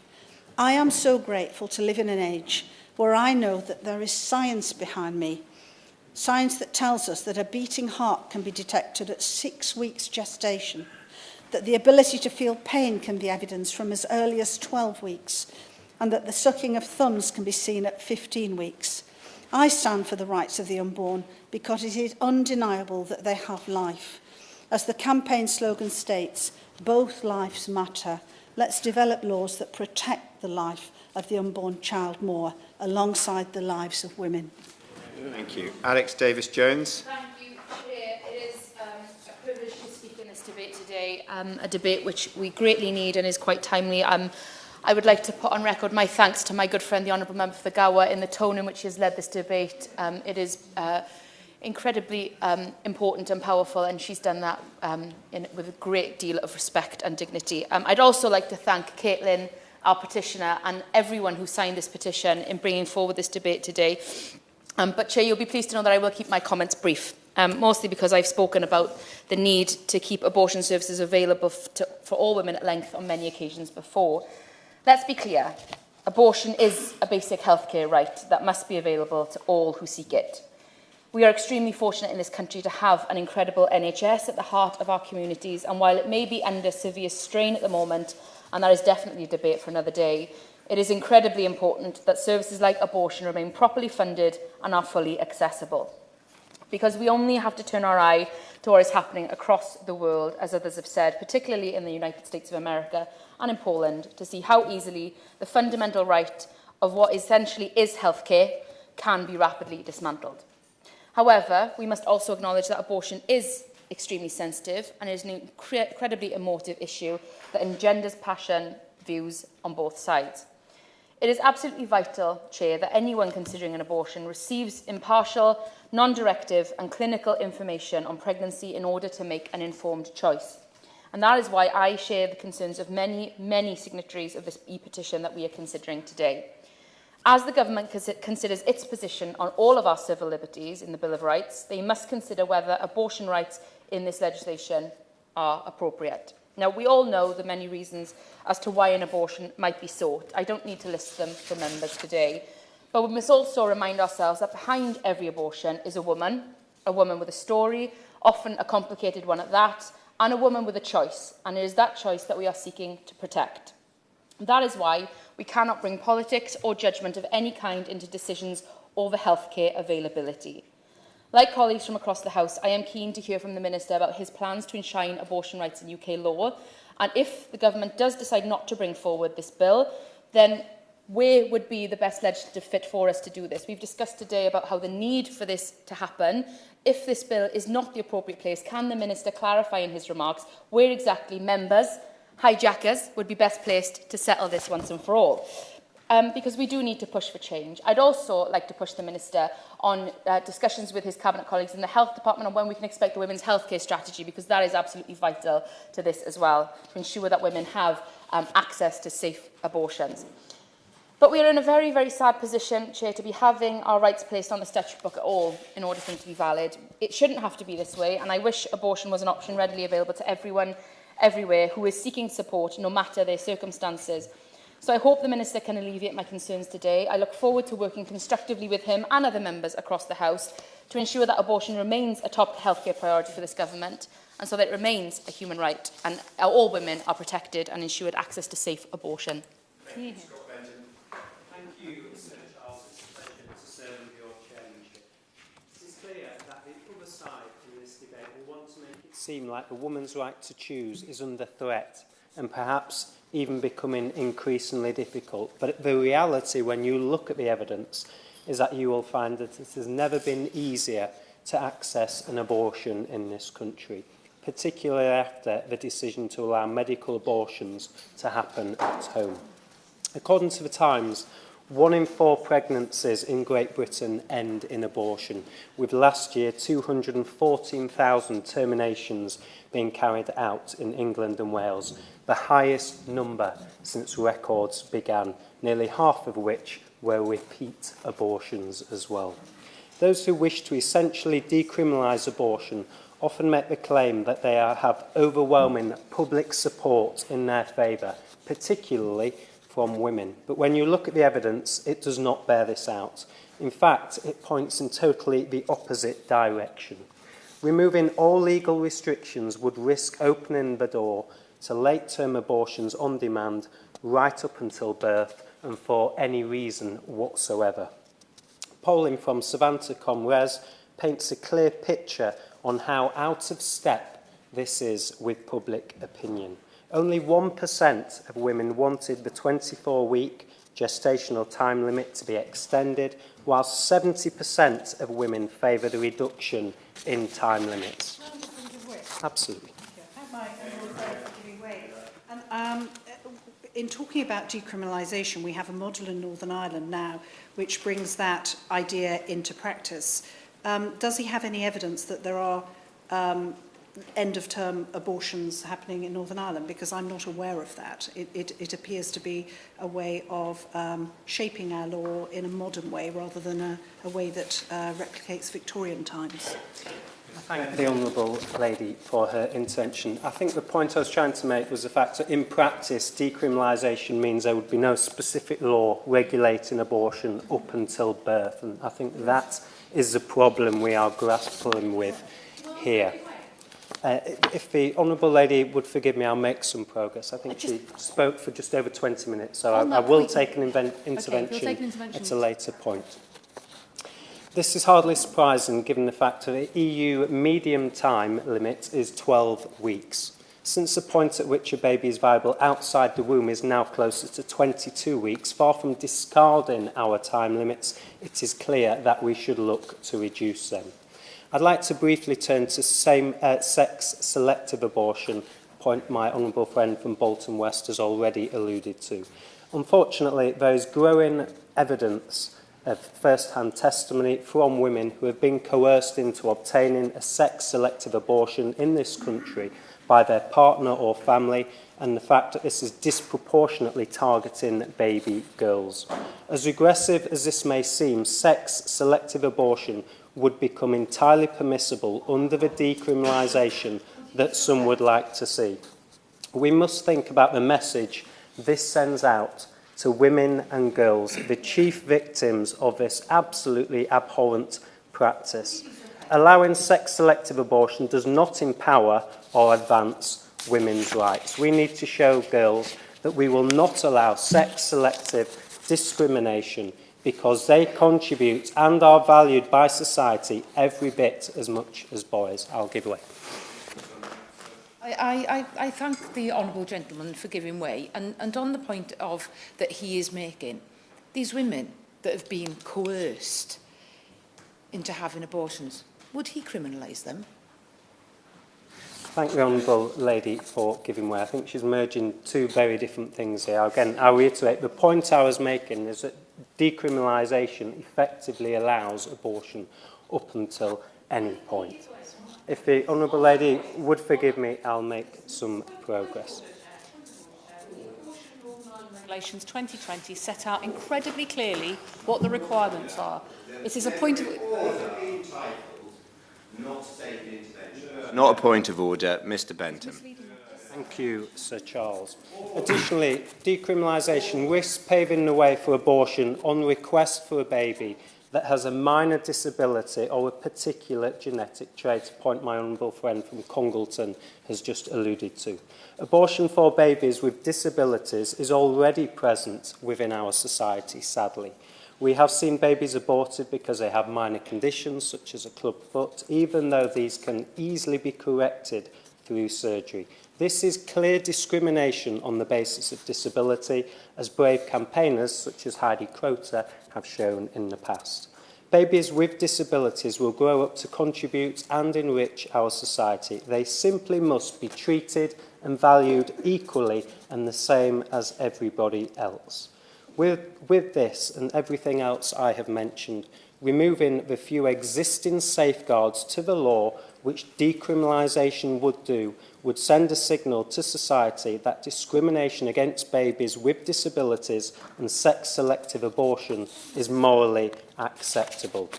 This petition is simply not a serious proposal, and as the polling shows, its goals are not supported by the general population and especially the women of this country. The evidence shows that they want more sensible and humane limits to abortion that respect the fundamental dignity and equality each human being has, regardless of their characteristics. Thank you, Sir Charles, for calling me in this debate. I too thank the mover of the petition for the way in which she introduced it. It was very difficult. I think it was obvious to most who saw that not maybe everything in the petition was something which the member agreed with, and that does place a person in a difficult circumstance when they're introducing a petition in this place. But I thank her nonetheless for the gracious way in which it was introduced. This debate, Sir Charles, is about the right to abortion being uniquely enshrined in law in the United Kingdom via a Bill of Rights. So uniquely that something that is allowed to destroy, not protect, should be brought onto the Bill of Rights. I think we need to see that in the light of it, because normally we bring in laws that are on a positive framework, on a declaratorily positive framework. This is about something which is actually on a negative framework. And I say that with all true compassion, because, like those in the House, no one wants to see a situation where a woman feels she has to have, or is in a situation where abortion is her only way out. But to have something enshrined in a Bill of Rights and to frame it in that new constitutional dispensation, I think would be totally abhorrent to how law should be made in the United Kingdom. Many of my constituents who have spoken to me about this in advance of this debate see this as fundamentally wrong, and indeed many have expressed that it's a fundamentally evil way in which to create law over this issue of life, because it is such a fraught matter. And I think that it is important that that point of view is listened to. Many have talked about the international legal position. Of course, the European Convention of Human Rights, which at best will probably be the main template from which a UK Bill of Rights, if it is ever drawn up, will probably be based upon. Of course, the European Convention of Human Rights does not enshrine the right to an abortion or the right to give an abortion. It doesn't touch on that matter at all, for the very obvious reasons I think that I've already stated, that it is not their place to do it. This is a matter of domestic law, and indeed the rights that many people on a different side of the argument are seeking to protect, I would go so far to say that those rights are stronger under our British constitutional system of domestic law, rather than having a rights-based type of law on this particular matter. This debate has also been shrouded from time to time not in this chamber I might add, but outside of this chamber and arriving to this petition, has been shrouded in misinformation. We saw the whole social media issues around it. In fact, TikTok had to take down some of the comments that were being made. So people, I think, were falsely driven to sign a petition on the basis of misinformation. Now, of course, I still think this debate would have come about. I still think it would have been something which we should not run away from. It's important that we have this debate. I agree with members for all different sorts of reasons. That's important that this debate does take place. But it should not be brought about to this House because of misinformation or by a social media campaign or a vanity project by someone who wants to have some sort of clutch to a moment of fame on this particular matter. That's not the reason why we should be doing this. We should be doing this for the right reasons. And of course, I will give way. The whole ethos of the Petitions Committee and of the intent that the petitioner had, who was actually sitting behind you if you want to chat with her after. I genuinely think that when we had the debate on assisted dying in this place, there were accusations against groups and organisations. That is not what the Petitions Committee is about. It is not misinformation. It is where you choose to get your information from. And the fact that we are here shows that the Petitions Committee is working and that a person's voice can be heard in Parliament. I thank the member, and I think maybe she misheard me because I was not challenging the right to have the debate. I was challenging the misinformation that had been in social media that had encouraged people to falsely sign it. If the debate is so positive, therefore there should be no negativity behind encouraging people to actually sign it. And the word ethos is very, very interesting. Its Greek origins show that it should actually be about an ethic. It should actually be about something which has character to it and not something which is denuded of character and of strength in that particular way. So I think the member perhaps misheard what I was getting at and the point that I was making. It does lay bare the falsehood, and indeed I will say again the naivety of bringing to this House a debate. Indeed, how wrong it is to bring to this House a debate or to try to shape our laws by the experiences of the American legal constitutional system. The two cannot, if you juxtapose them, it just does not work. We have a parliamentary democracy and statute law versus a written constitution in the United States of America and all of the different issues that flow from that. And then to juxtapose and set upon that another layer of, oh, this is about fear because of what happened with Roe and Wade, a completely separate issue again. I think it is naive to say that we should then try and change our whole system to embrace and to address this issue because of what has happened in the United States of America. It would be far better having a much more open and honest debate rather than one that is based upon fear of something which might happen. Of course, I will give way. Thank the honourable gentleman for giving way. And he's making a really important point about not having misinformation. And would he agree with me that we have to be very careful in this debate not to conflate deregulation with decriminalisation, which I think is what's happened in a couple of the earlier contributions. He will know from Northern Ireland that whilst we've introduced decriminalisation, that has not deregulated the controls that are there for abortion. And that's a really, really important point. Thank you, Sir Charles. And that is an important point. I will come to it later on whenever I touch on the matter of decriminalisation. There were 214,869 abortions in England and Wales in 2021. I looked that up. That's about 40,000 people short of the population of Walthamstow. Just think of the number. If you were to line them up, the vast array. You know what that says to me, Sir Charles? The utter abysmal failure of abortion regulations in the United Kingdom. The utter abysmal failure of abortion regulations. Why so many? Why, after years, decades and decades and decades of this regulation, why is that so necessary? 214,869 women felt it was necessary to have an abortion. I will, of course, give way. I sympathise with the honourable gentleman, but he is not really going to carry the House with an argument that says that the number of abortions is equivalent to the human population of a city, when a vast proportion of those abortions will be at a very early stage of barely fertilized eggs.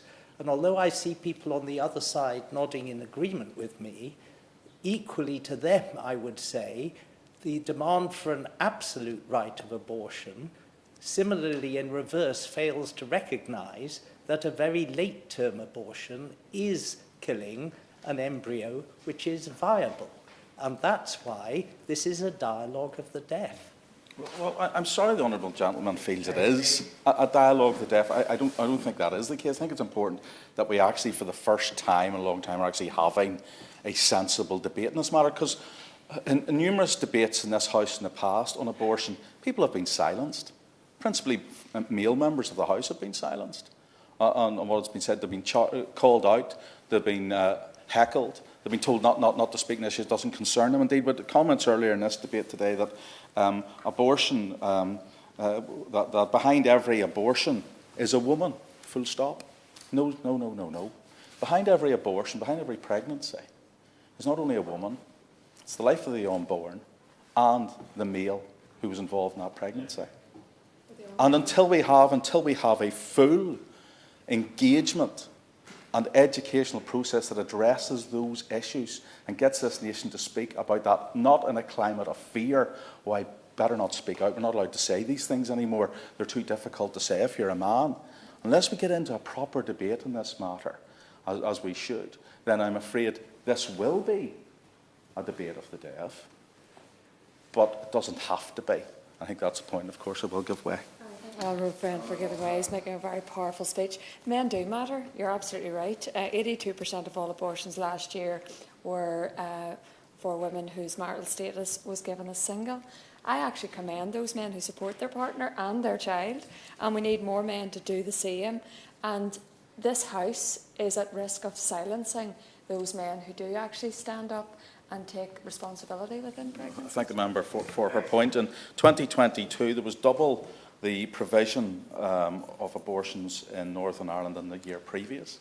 And that is a number which doubles each year and will continue to double in Northern Ireland because of now the very liberal legislation that is now in place in Northern Ireland. I think another member put on the record that 1 in 4 of all pregnancies and in abortion in the United Kingdom. In England and Wales, the right to abort is up to the very extreme limit of 6 months.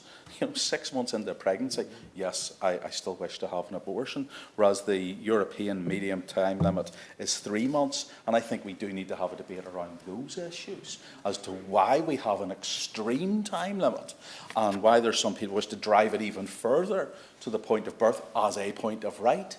I just think that that's wrong. You know, we need, Sir Charles, most certainly we need to have a debate on why there is so much abortion in the United Kingdom. If I could go back to the point and answer my friend and colleague here, why are second and third time pregnancies, why is that leading to abortion? Older woman leading to abortion. Why? Those questions need to be made. We need to have those. It can't all be ectopic. It can't all be rape. It can't all be incest. It can't all be miscarriage. There's issues here. There's issues. No, I'll give way. Yes, I'll give way, but to your colleague first, and then to. I thank him for giving way again, and he's very generous with his time. But a woman is, and he's right, nobody should be silenced, and that's what I wanted to achieve from this debate.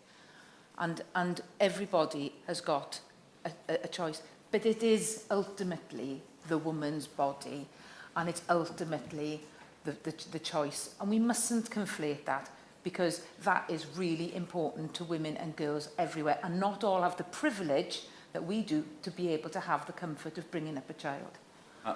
Look, I understand the point that the member's making, but of course it's 2 DNAs, 2 blood streams, 2 lives, 2 heartbeats. It is more than just the woman's body, and whilst I accept that the woman has a very difficult choice to make and is sometimes put in that horrible position by irresponsible and selfish men, that the choice to protect a life is something which sometimes women are talked out of. And I've seen that and I've heard that, and I want to make sure that that choice of allowing the life to flourish and to grow, and that there are other opportunities beyond the womb, that is something which we should, of course, be dwelling on. I will give way to the member from Walthamstow. I thank the honourable gentleman for giving way. He and I have debated this issue in many different ways, and I know he's not meaning to sound like he's suggesting that it's okay if a man tells a woman she has to have the baby, but not okay if he supports her choice to have an abortion, because that would be the corollary of what he's saying. But does he recognise that when it comes to legalisation in Northern Ireland, we didn't just have decriminalisation, we didn't just take away the Offences Against the Persons Act, we also brought in laws to regulate how a woman could access an abortion. There is no late-term abortion. There is no sex selection in Northern Ireland. The Abortion Northern Ireland Regulations 2020 that our colleague opposite wants to cover precisely those issues. So it's not that enshrining a human rights perspective leads to no regulation. It removes the criminal element of our old regulation and allows us to have these very debates. Thank you, Sir Charles. Well, of course, the issue is that the member cannot say there is no late termination because she does not know. The member cannot say that there is no sex selection because she cannot know. The law now masks that and does not allow you to know that thing because it is a right to have it as of a right, not because there is a reason. And that is the issue, indeed. And I know it's an issue which the member would like to have here. I know the member would like to have termination right up to the point of birth, for whatever reason. And it is an issue. And it is an issue. Well, maybe the member doesn't want to write up the point of it, but she certainly wants the most liberal interpretation of the law that is possible. And we will disagree on that, and that is the case. But the attempt to silence people from having the conversation on this matter is, of course, morally wrong. And I hope that we never get to that position. I said I did want to touch, Sir Charles, on the issue of decriminalisation, because that has been an important point of this. And there are difficult cases. Of course, it is such a small number. The member touched upon 17 cases in, I think, 7 or 8 years in the United Kingdom. And yes, it's difficult for those 17 people who have been questioned on this matter. More difficult for the 2 people who have been charged. But let's deal with one of the cases where there was a charge brought, and that was, of course, the case of Sarah Gatt in 2010. And in that, the examples of women who had been prosecuted following long-term abortions, which included Sarah Gatt in 2010, took abortion pills at a 39-week gestation and then buried the body of the child.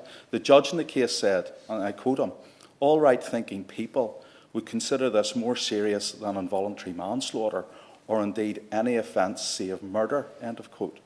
And there was no remorse detected, said the judge. Now, how would that case be dealt with in a new dispensation where there is no criminalisation?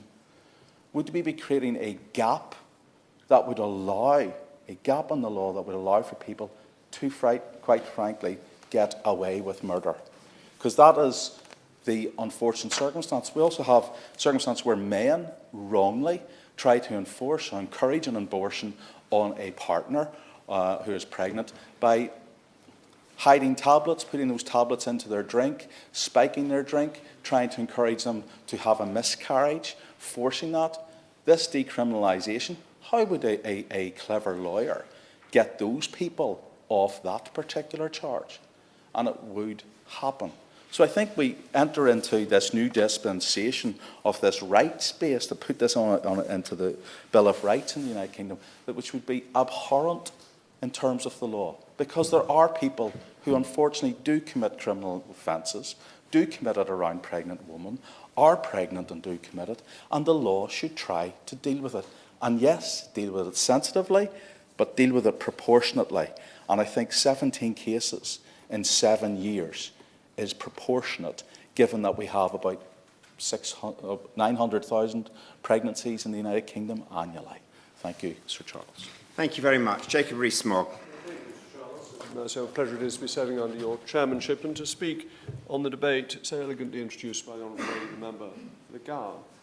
I think there are 2 things to look at. First of all is the question of the Bill of Rights, which the Honourable Lady from Walthamstow said I might mention, because it is trying to impose an American construction on the British Constitution, and I don't think in that sense it actually works.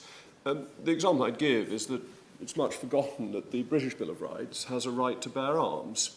It actually has a right to bear arms for the maintenance of a Protestant militia, which may be more welcome with some of the honourable members opposite than it is personally with me. The Second Amendment in the US Constitution maintains, I see the honourable gentleman from Strangford is nodding in favour of having a Protestant militia. The similar US Bill of Rights, its Second Amendment, maintains the right to bear arms, again for the purpose of a militia, and that has become an absolute in the US Constitution, whereas our right to bear arms has been gradually changed by Parliament over the centuries so that it is completely controlled. So I don't really see what the petitioners are trying to achieve in what they ask for. They want the right to be particularly protected, but that is not a protection. It's a protection protectionless, because any subsequent act of Parliament would automatically change it in whatever way Parliament decided. And therefore, as my right honourable friend, the member for New Forest West, correctly pointed out, there is no greater protection than being an act of Parliament, and that is already the situation as it exists. And there is not a majority in Parliament to change it. Whether there is a majority, and we've heard some opinion polling would like to see it changed in the country at large, is another matter and a matter for debate, but the law is as solid as it can be from the point of view of those who are in favour of abortion laws as it is. And therefore I think the petition misfires on those grounds alone, and it would make no sense to introduce this into the Bill of Rights that the government is bringing forward, which is actually dealing with the relationship between the executive, the legislature and the courts, rather than trying to move to a codified constitution, which, as far as I'm aware, is not the policy of His Majesty's government. If it were the policy of His Majesty's government, I'm not sure I would be supporting it. But I think the Bill of Rights as proposed is a very sensible step in establishing how the executive and the judiciary relate now that we no longer have the ECJ sitting above us. But it's not right for this particular proposition brought forward by the petition. There is then the issue of abortion itself, which underlies obviously the whole of this debate. And it seems to me that it is the greatest sadness that the number of abortions that take place each year take place. The honourable gentleman, the member for North Antrim, pointed out it was 214,869 last year. I think all sides would agree that this is a matter for the deepest sadness. There is nobody who welcomes abortion. There is nobody who wants there to be this very high level of abortions. If you think of it over the period since the Abortion Act came in, over 10 million babies have been aborted. We know that in Northern Ireland there are over 100,000 people alive today who would not otherwise be alive had Northern Ireland had the Abortion Act that the rest of the United Kingdom had. And we know this to be true because the pro-abortionists complained about this and went to the Advertising Standards Authority, and as I understand it, the Advertising Standards Authority said the number being claimed was actually lower than the reality, not overstated. So, to the point made by my right honourable friend, the member for New Forest East, he said we can't look at it in terms of numbers of cities and people like that. But we can, because there are over 100,000 people in Northern Ireland who are alive today who would not be alive had Northern Ireland had the abortion rules that we have in England, Wales and Scotland. And that seems to me to be a modern tragedy, that there is this number of people who are no longer, had no opportunity for a life because they were ripped untimely from their mother's womb. And when we think about this, and we think of the numbers of 214,869, in a four-year period, the destruction of life is as great as it was in the four-year period of the First World War.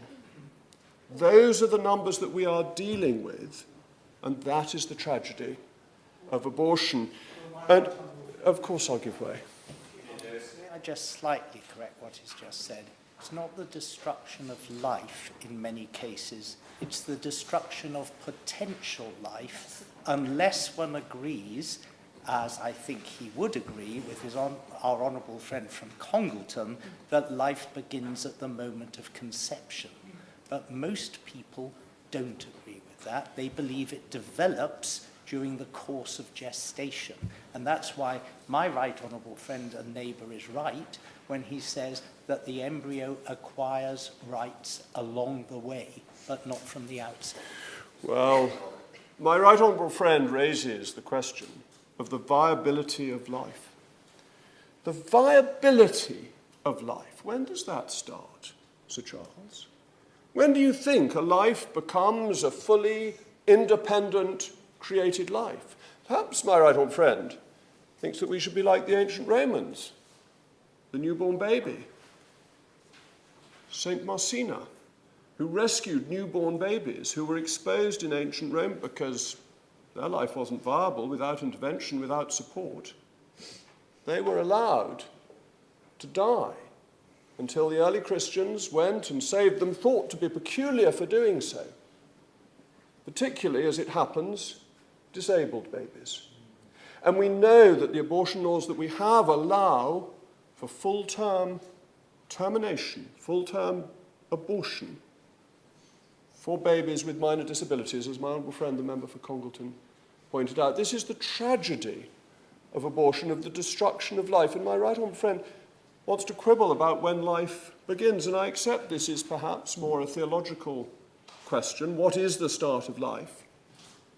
But that new embryo has that potential for life. It has been formed as a separate being that is separate and different from the parents from which it came. And of course I give way to the Honourable Lady. Grateful for the Right Honourable Member for giving way. Does the Right Honourable Member agree that in cases such as fetal abnormality syndrome, ectopic pregnancy, where the life of the woman would be put at risk, that abortion is acceptable to the Right Honourable Member in those cases?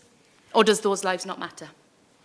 The job of doctors is to save life.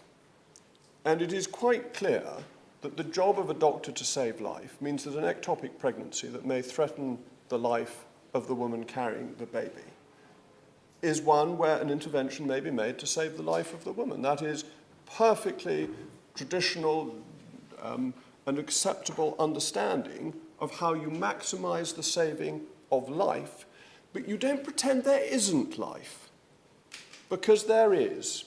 There are two lives. And I give way to my right honourable friend. Not to keep intervening, but I take a slight objection to the use of the word quibble.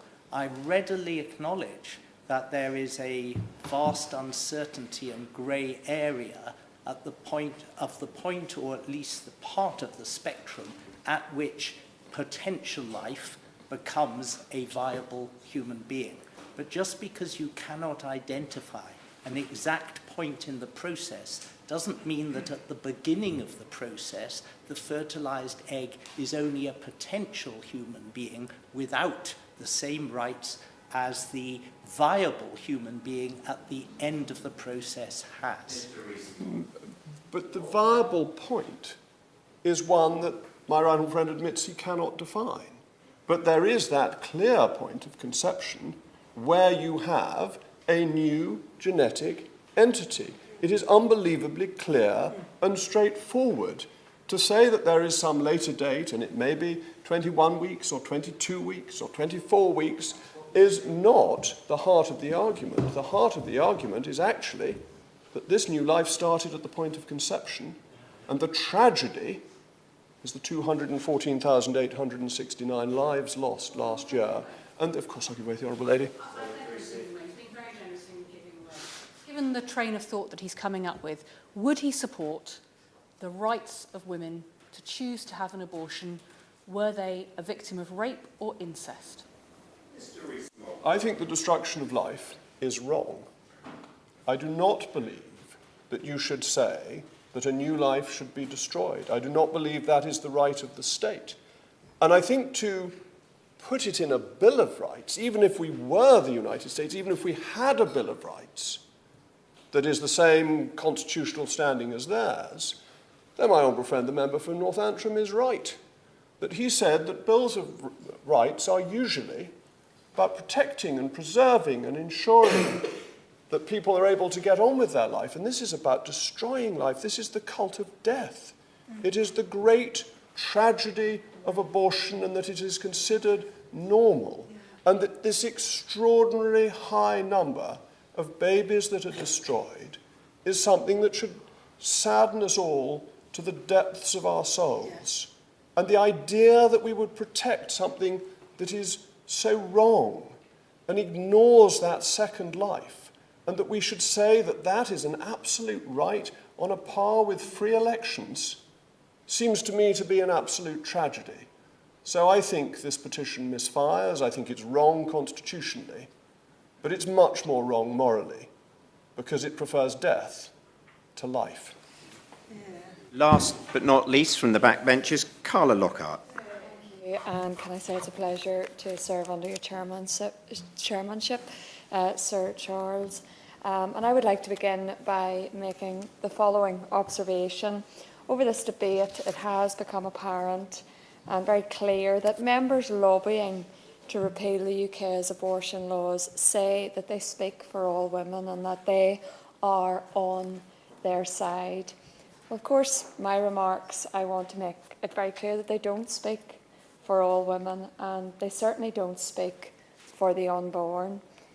In fact, we hear little or no mention of the unborn, and only for those of us who are champions of both lives in pregnancies, we would hear nothing of the unborn from the lips of those who pursue their pro-choice agenda. I've just started. I will continue. I'll give way throughout the course. So I want to make it very clear that they don't speak for all women, and on focusing on some women who I don't believe they speak for, I'm going to give some examples. And that is one young woman, Mallory Bantala, refused to have an abortion and was violently assaulted by her ex-boyfriend, Kevin Wilson. When she returned home from her baby shower, she suffered life-threatening injuries, and her son was stillborn as a result. Caroline Craft, she had been in a relationship with Matthew Cherry, a former police officer, and they broke up when she refused to have an abortion. When she was 6 months pregnant, Miss Craft opened her front door to find an attacker who turned out to be Mr. Cherry, who punched her repeatedly in her stomach and back in a way that targeted her unborn baby to cause miscarriage. At sentencing, the judge remarked that this was an evil attack, which involved a high degree of planning. Fortunately, Caroline recovered from her injuries and gave birth to a healthy baby boy. A jury convicted Mr. Cherry of attempting to cause grievous bodily harm with intent, and he was sentenced to 10 years imprisonment. And finally, Lauren Oliver, when she was 34 weeks pregnant, her ex-partner, Nicholas Leaning, a professional cage fighter, stabbed her 5 times in the stomach in an attempt to kill her unborn child. Again, the details of this case are chilling. Miss Oliver and Mr. Leaning had just broken up when Oliver learned she was pregnant with his child. When she refused to get an abortion, he said he would kick it out of her if he had to, and he did, not wanting anything to do with the baby. An emergency C-section delivered her baby 6 weeks early, who astonishingly was unharmed in the attack. And a jury found Mr. Leaning guilty of wounding Miss Oliver and attempting to destroy the life of a child. He was sentenced to 19 years imprisonment. As these cases demonstrate, the laws we have in place are being used to prosecute often violent men and protect women from serious forms of violence. This new dispensation would take away those protections for Caroline, Lauren and Mallory.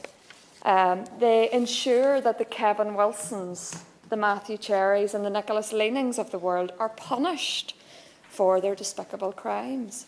How can members who seek to repeal the UK's abortion laws claim to be on the side of women and yet stand in opposition to these women who have suffered life-threatening injuries at the hands of these violent men. According to the charity Best Beginnings, over a third of domestic violence starts or gets worse when a woman is pregnant. 40 to 60% of women experiencing domestic violence are abused while pregnant. 15% of women report violence during their pregnancy.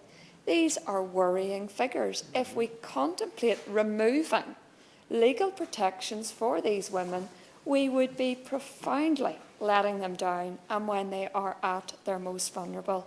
We cannot let rhetoric replace the real protections in place for women. Throughout the debate, we've also heard many mention Northern Ireland and the laws that were forced upon the people of Northern Ireland. These laws don't represent the people and the views of Northern Ireland. I will give way. The Honourable Lady for giving way, and she will understand that in this debate it was very important to choose one's words carefully, and we do think about all women, and we do think about the women in Northern Ireland, as well as the evidence session with the Women and Equalities Committee took evidence off them in the last Parliament. We must choose our words more carefully, because we are responsible, we are legislators, and we need to realise that we all care for all women. That is why we are here. And certainly I can relate with that. I do care for all women, and I want to see a society that helps women to choose life. I want to see a society that wraps their arms around women who find themselves in a situation where they feel they have no other option.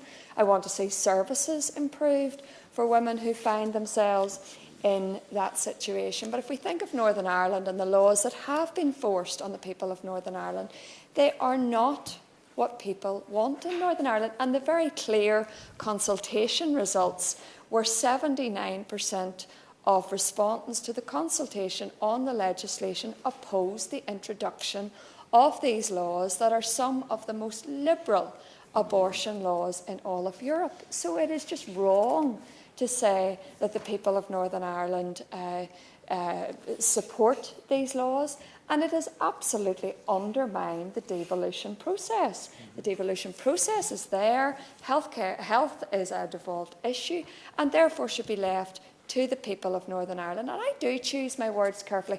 I am from Northern Ireland, so I know exactly where people are at, and I know the views and the concerns that have been raised around the abortion laws. And we see continual attempts to interfere in Northern Ireland's abortion laws, and we're going to see it again tomorrow, even in the Executive Formation Bill.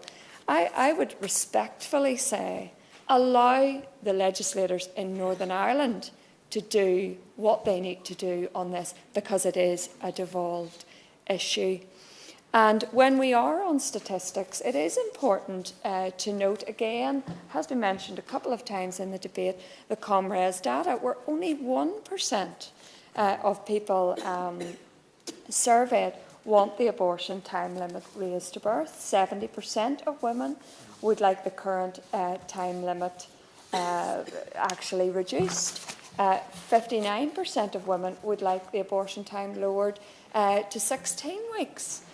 So it is wrong to say that the overwhelming view of women in Northern Ireland want this decriminalisation that basically allows for abortion to birth for any reason. Would the member give way? I will indeed give way. Thank the member for giving way, and in doing so, in relation to the decriminalisation of and the abortion, murder, and I term it as murder, has been an issue. We had the Oma bombing, where the lives of the 2 unborn are included in the numbers of those that were killed, and those who will be convicted will be charged with the murder of the 2 unborn babies as well. I thank my honourable friend for his intervention. It was a very powerful point and one well made. Behind every abortion, we've heard in the debate today, is a woman who deserves choice, I think was the words used. I'm maybe paraphrasing, but it was something to that effect. I would say respectfully, behind every abortion there are 2 lives. And there is the life of the woman and the unborn. Unfortunately, the unborn doesn't have a voice. They can't speak. They can't speak up for themselves. They can't articulate the fact that they would choose life, because I know the unborn would choose life, because ultimately life is precious. I would respectfully ask to all of those who are involved in this debate, and even in the debate tomorrow, to respect the unborn. I will continue to be a voice for the voiceless, as many around this chamber today have articulated. And I would say that in every pregnancy, the most basic human right is the right to life. Thank you. Shadow Minister. Well, Sir Charles, and it's a pleasure to again serve under your chairmanship. I would like to thank my honourable friend, the member for Gower, for presenting this petition, but particularly for the sensitivity with which she did so, as she outlined the complexities thrown up by the petition and the role that a Bill of Rights could, or perhaps could not, further the rights of women, women's rights over their own bodies. And to Caitlin at the back of the room there, for the petition itself. Whether there are bigger campaigns at play around the world, around the country, whatever, I still think it's a great thing for democracy that an individual citizen can hold us all to account in this place through hard work and the dedication to their own particular cause. Now, Sir Charles, I completely understand and recognise the very real anxieties that have prompted this debate today. It's an outrage that 36 million women in 26 American states were stripped of their right to a safe and legal abortion when Roe versus Wade was overturned earlier this year. It was a devastating setback for women's rights in the United States. It reminds us that we must be vigilant in the protection of our hard-won rights, especially in the face of organised far-right campaigners who seek to roll them back. It wasn't until, no, not a moment, it wasn't until 1967 that women in Britain won the right to a safe and legal abortion. And it was just 3 years ago that 99 MPs voted to keep abortion illegal in Northern Ireland, including the current Secretary of State for Justice. So I want to begin by affirming the Labour Party's commitment to a woman's right to choose. We believe that access to a safe, legal abortion should be available throughout the UK, and we will always protect and safeguard that right. Now, we had many contributions today. The Right Honourable Member for Gainsborough, he pressed the opinion that Parliament should remain sovereign in abortion policy, so perhaps he will also support decriminalisation. My honourable friend, the member from Walthamstow, she and I have had a few conversations or emails exchanged in the last 24 hours or so. She talked about that need for clarity on any rights under the Bill of Rights and stressed how it would still be subject to challenge. She talked about variable rights in different parts of the UK and the need for a consistent approach, but ultimately that need for a woman to have the right to determine what happens to their own bodies. And the Right Honourable Member for Basingstoke was supportive of the work to give women autonomy over their own bodies. I'm not surprised. I've heard her speak on many occasions. But she also summarised current legislation and also queried the investigation of medical abortions. Like so many people, she, of course, supports decriminalisation. The member for Strangford, a very different opinion, spoke of the need to respect each other's views, though, and explained what he saw as the view of the Northern Irish people and why legislators should be very mindful of that. The member for Congleton, the usual robust approach, defining her view, and she relied on international legislation and various treaties in support of her opposition to abortion in all its forms. But it was good to hear her say, in the response to my honourable friend, the member for Gower, that she did not believe that women seeking an abortion should be criminalised. The member for Pontypridd, yes, a healthcare right, she said, and I agree with that, properly funded and available service. She stressed that behind every abortion was a woman with a decision to make. The member for Blackpool South, well, he questioned the evidence that it is overwhelming public approval to decriminalise abortion, though I didn't hear why he actually believed that. The member for North Antrim, well, he stressed that men should be involved in any abortion decision rather than being the women's decision alone. But he also raised the rights of a woman who a man may try to force to have an abortion against her will. The Right Honourable Member for North East Somerset, well, he spoke of what he believed was the cult of death. And then he said he would rule out abortion in all circumstances, including rape and incest. And the member for Upper Bann spoke of the need for women to be protected from men, and also stressed the horrific figures of domestic violence in her area. So Charles, a robust debate and lots of contributions. He began his excellent summing up, if I may say, of the debate by quoting, I think, 126 million women who had lost their right to abortion. I don't want to get involved in the detail of US politics, but the reality is that many of those women will retain their rights under state legislation. It was simply a question of the federal right being removed.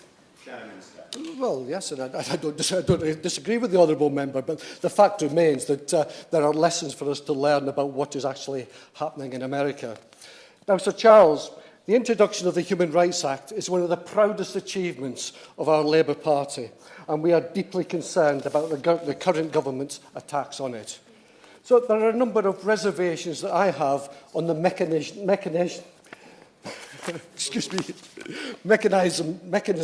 that the petition proposes.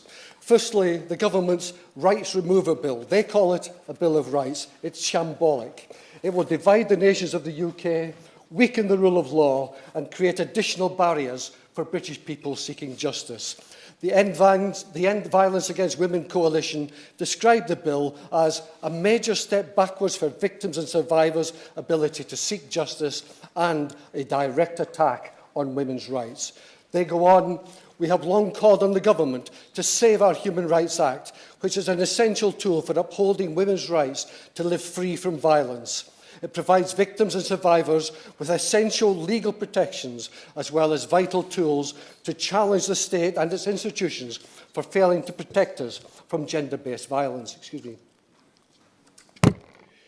UK in a Changing Europe, it's a UK-based network of academics and researchers, have also raised concerns that, and I quote them, the Bill of Rights Bill would prevent UK judges from interpreting convention rights in ways that create positive obligations on public authorities. It added, many landmark cases under the Human Rights Act have relied on positive obligations. For example, the Act allowed bereaved families and survivors of the Hillsborough disaster to expose the negligence of state officials using the positive obligation to investigate alleged breaches of the right to life.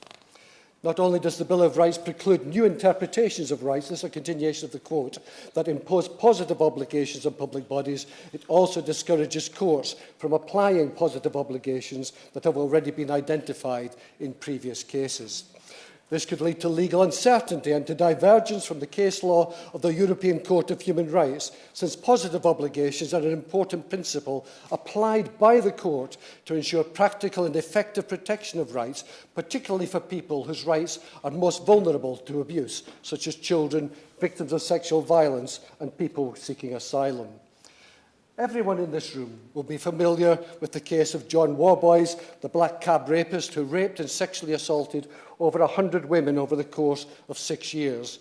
Two of his victims challenged the Metropolitan Police's failures to stop his horrific course of offending by relying on the positive obligation under Article 3, the right to not be subjected to inhumane or degrading treatment. A UK court held that because of the obligations under the Human Rights Act, the police are under a legal duty to take reasonable steps to investigate credible allegations of serious crime. Labour will oppose this Rights Removal Bill, which will see victims of serious sexual assault lose the right to force the police to investigate crimes committed against them. This bill is not about giving people extra rights, it's about taking our hard-won rights away, and we cannot lose sight of that fact.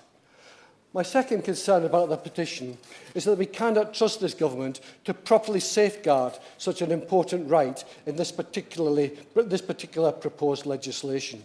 The Rights Removal Bill is the pet project of the Secretary of State for Justice and has only been brought back when he was reappointed to his former position. As I mentioned before, he himself voted with 98 other MPs in 2019 to keep abortion illegal in Northern Ireland. He has described the government's equality office as pointless and suggested it should be abolished. He even called feminists obnoxious bigots and defended the remark just a couple of years ago on the Andrew Marr show during his failed prime ministerial bid. This is not a Secretary of State who has women's interests at heart. The final reason I do not think that the Rights Removal Bill is an appropriate mechanism for reforms to UK abortion law is due to its scope.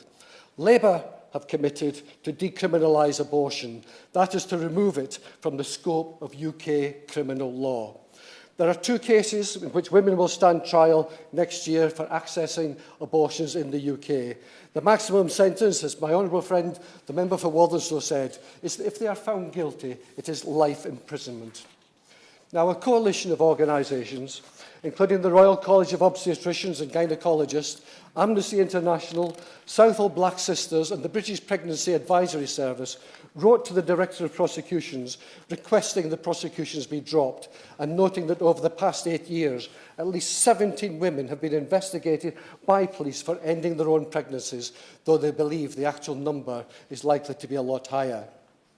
And as we heard earlier, last year, a 15-year-old girl was investigated by the police after an unexplained stillbirth at 28 weeks.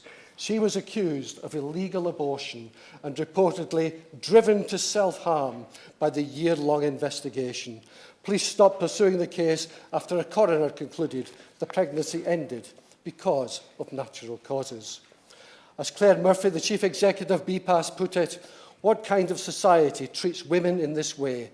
It is abhorrent that 160 years later, vulnerable women should suffer from legislation drawn up in a world which is unrecognisable to us now and punished for making decisions about their own bodies.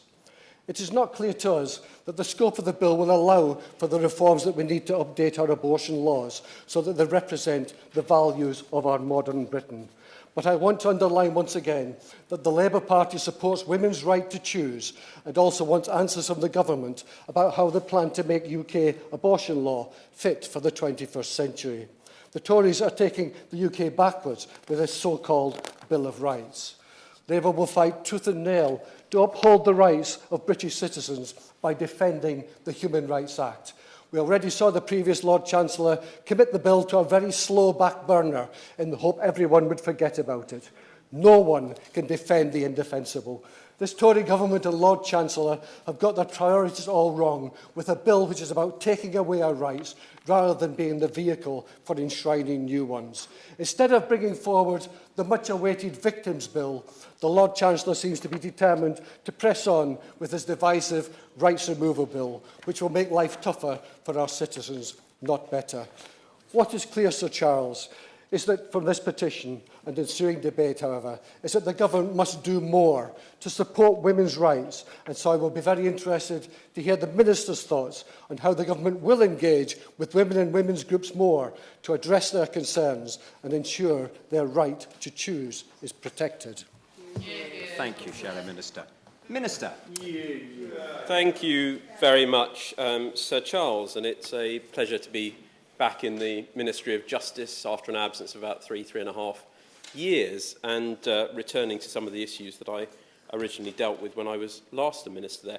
I'd particularly like to pay tribute to and thank the Honourable Lady, the member for Gower, and the Petitions Committee, both for this debate being before us today, but as other honourable and right honourable members have said, for the very, very measured and thoughtful tone in which the Honourable Lady made her opening remarks to the Chamber today, and indeed to all members for their attendance and their contributions today.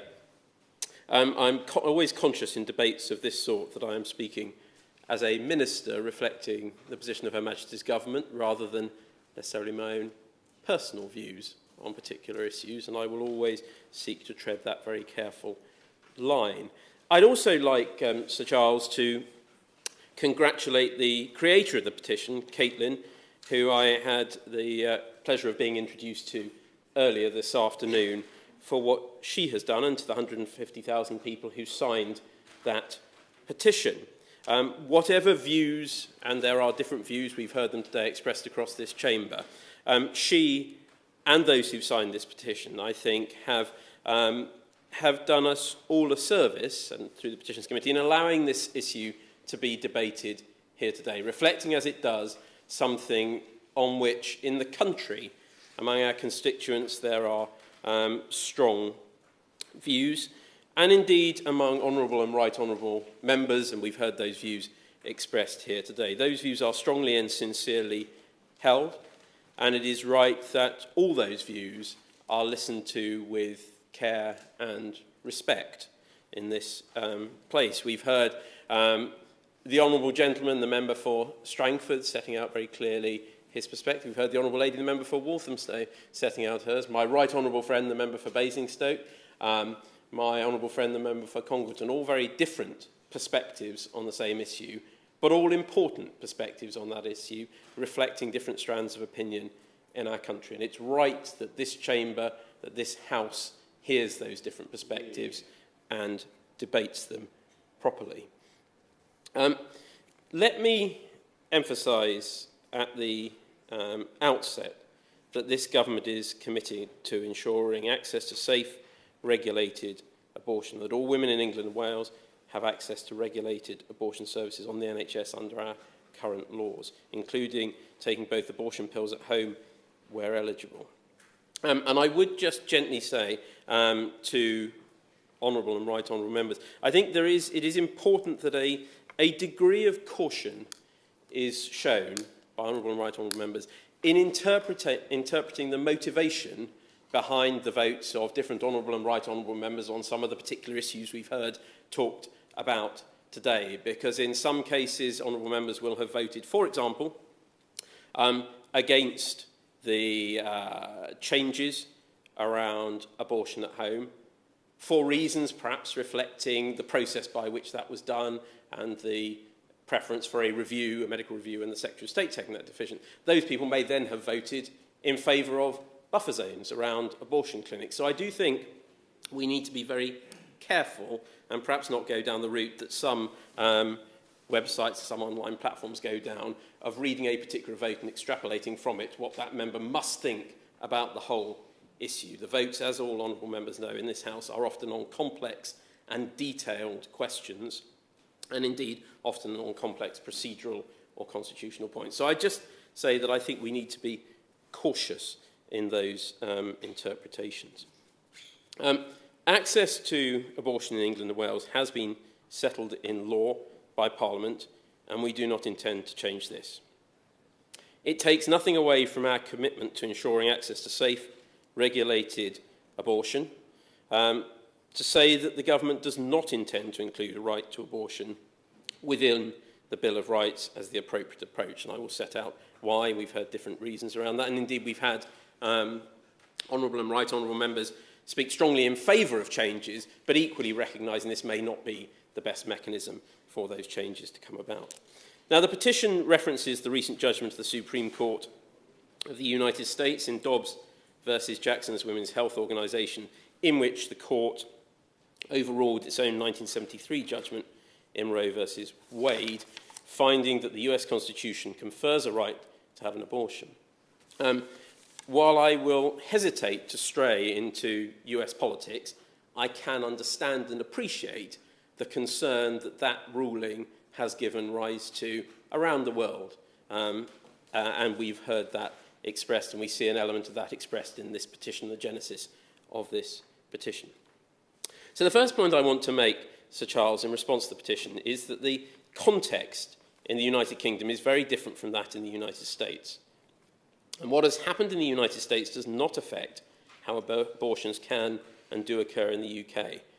And indeed, we're actually seeking to avoid finding ourselves in a potentially analogous situation to the US. Now, I was going to make the point about the different historical evolution, shall we say, of the concept of a Bill of Rights, both in an American context and in an English or United Kingdom context. My right honourable friend, the member for North East Somerset, has done so rather more eloquently and probably with a degree more erudition and knowledge than I have. But I do think it is worth highlighting the different democratic and legislative traditions of our two countries. In the United States, the Bill of Rights is essentially an amendment to an adjunct to the Constitution, which is the founding document of the United States.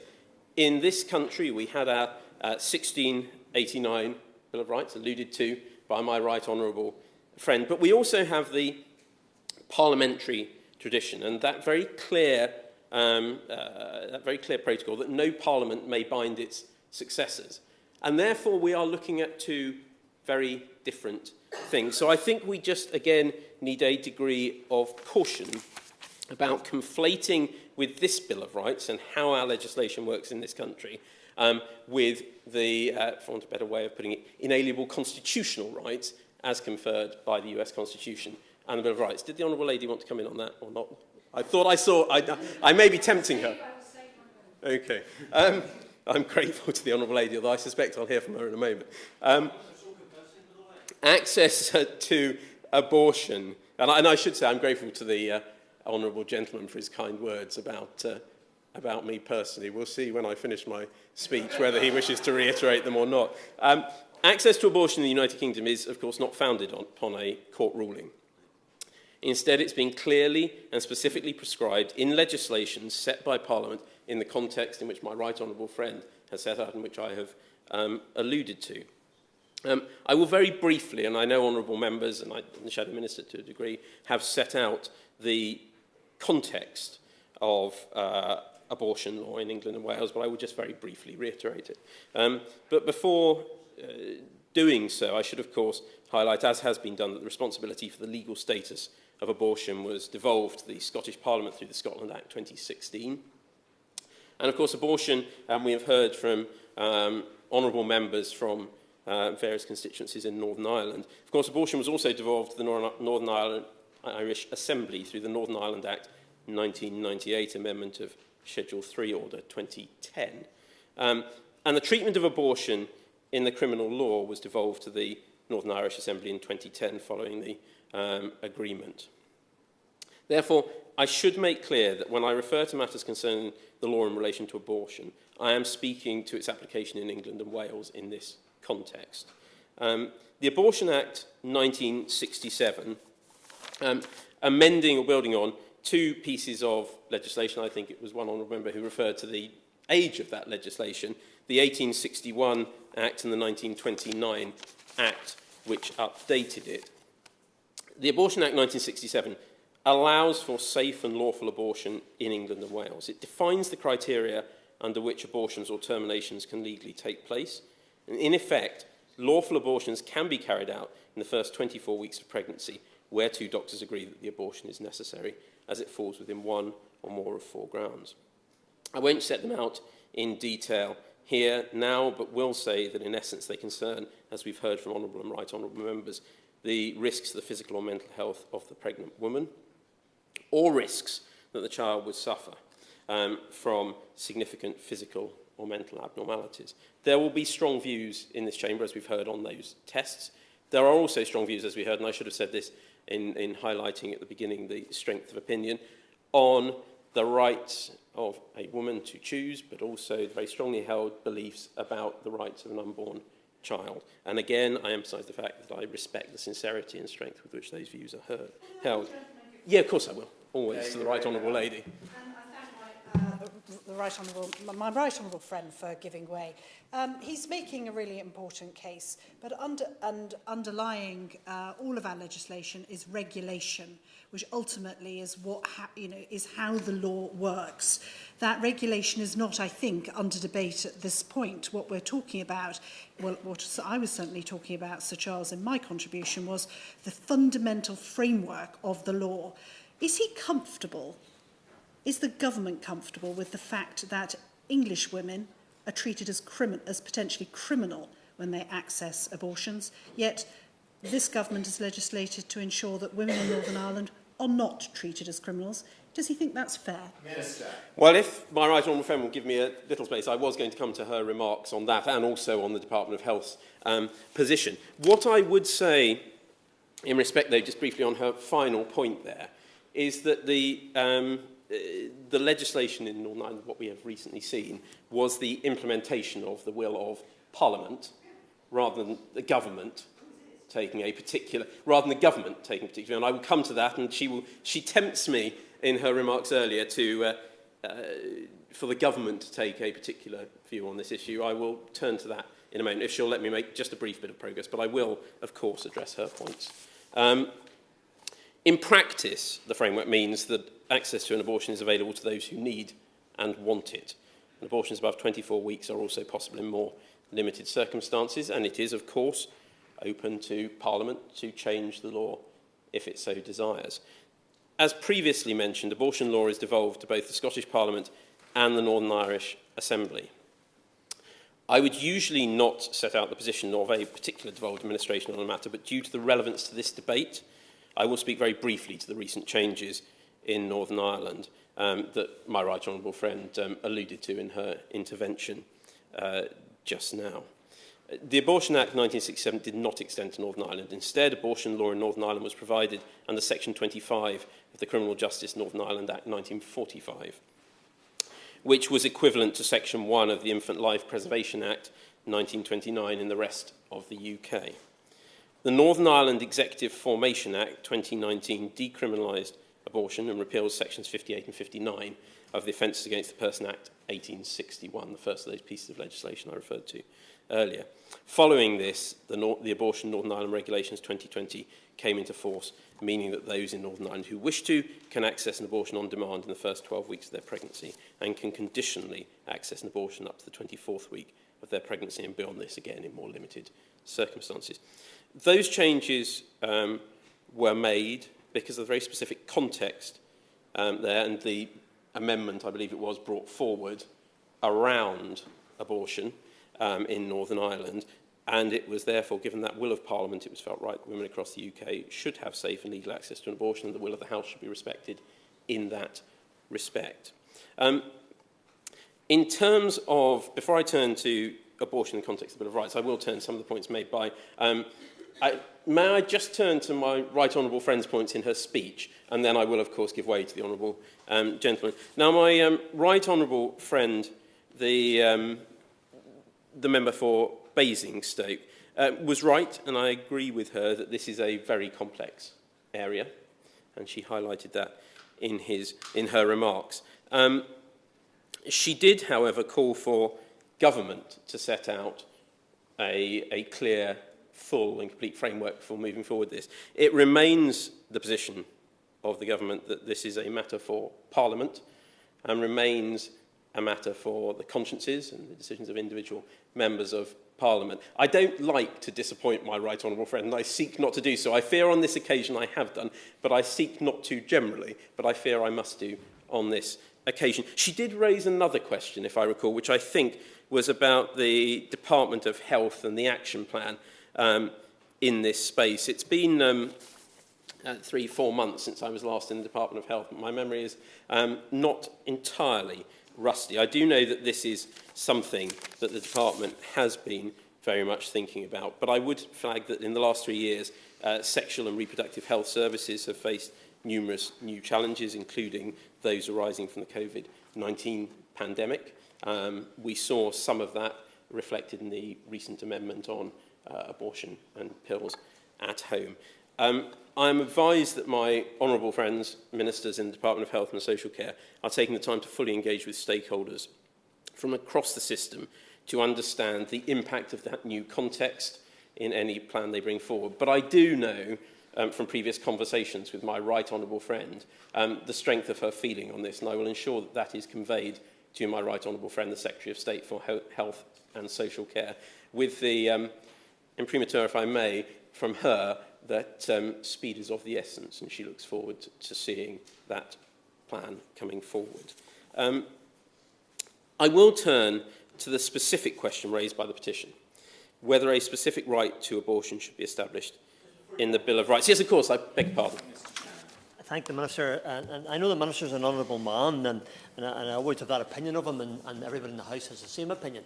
But government consulted with the people of Northern Ireland on the abortion changes. 79% of those people who replied to that consultation were against any changes. Minister, if there's no intention to acknowledge or take on board the opinion of people in Northern Ireland when they're very much against the changes, why bother? Well, I'm very grateful to my honourable friend for what he says, and I do appreciate the strength of feeling on this issue, and I know that when that amendment was brought to the House, there were a number of honourable and right honourable members, I suspect, who voted against, not because they did not support the rollout of safe abortion services and access to safe abortion services, but because of concerns about the devolution settlement and the nature of how that operated. The House expressed a very clear view, and it is right that that view is respected, and that is why the government has moved forward with the regulations that we have seen enacted. Yeah, I will, very briefly. Yes, I will, actually, plenty of time. He's indicated that he's going to speak with his colleague, the Secretary of State for Health, about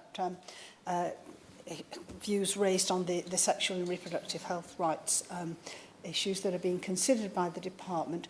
Would he also, when he conveys the points made by the Right Honourable Lady from Basingstoke, also convey that the majority of colleagues who have spoken and stayed in this 3-hour debate today have expressed considerable concern about any extension of abortion rights in this country? Could I just remind the Minister to sit down promptly at 7:28? The Honourable Member for Gower had 2 minutes at the end. I'm very grateful, Sir Charles. It's my intention to sit down sooner than that, to give the Honourable Lady, the Member for Gower, plenty of time for her remarks. I'm grateful to my Honourable friend for the point she makes. The specific issue I was going to raise with the Secretary of State was the very specific point made by my Right Honourable friend, which was about the delay in bringing forward that action plan, which had been spoken about prior to the pandemic. But I will, of course, ensure that he is made aware of this debate and the transcript of it, and I would encourage any honourable or right honourable member from either side of the House actually to take the time to read the transcript of this debate, because there have been very thoughtful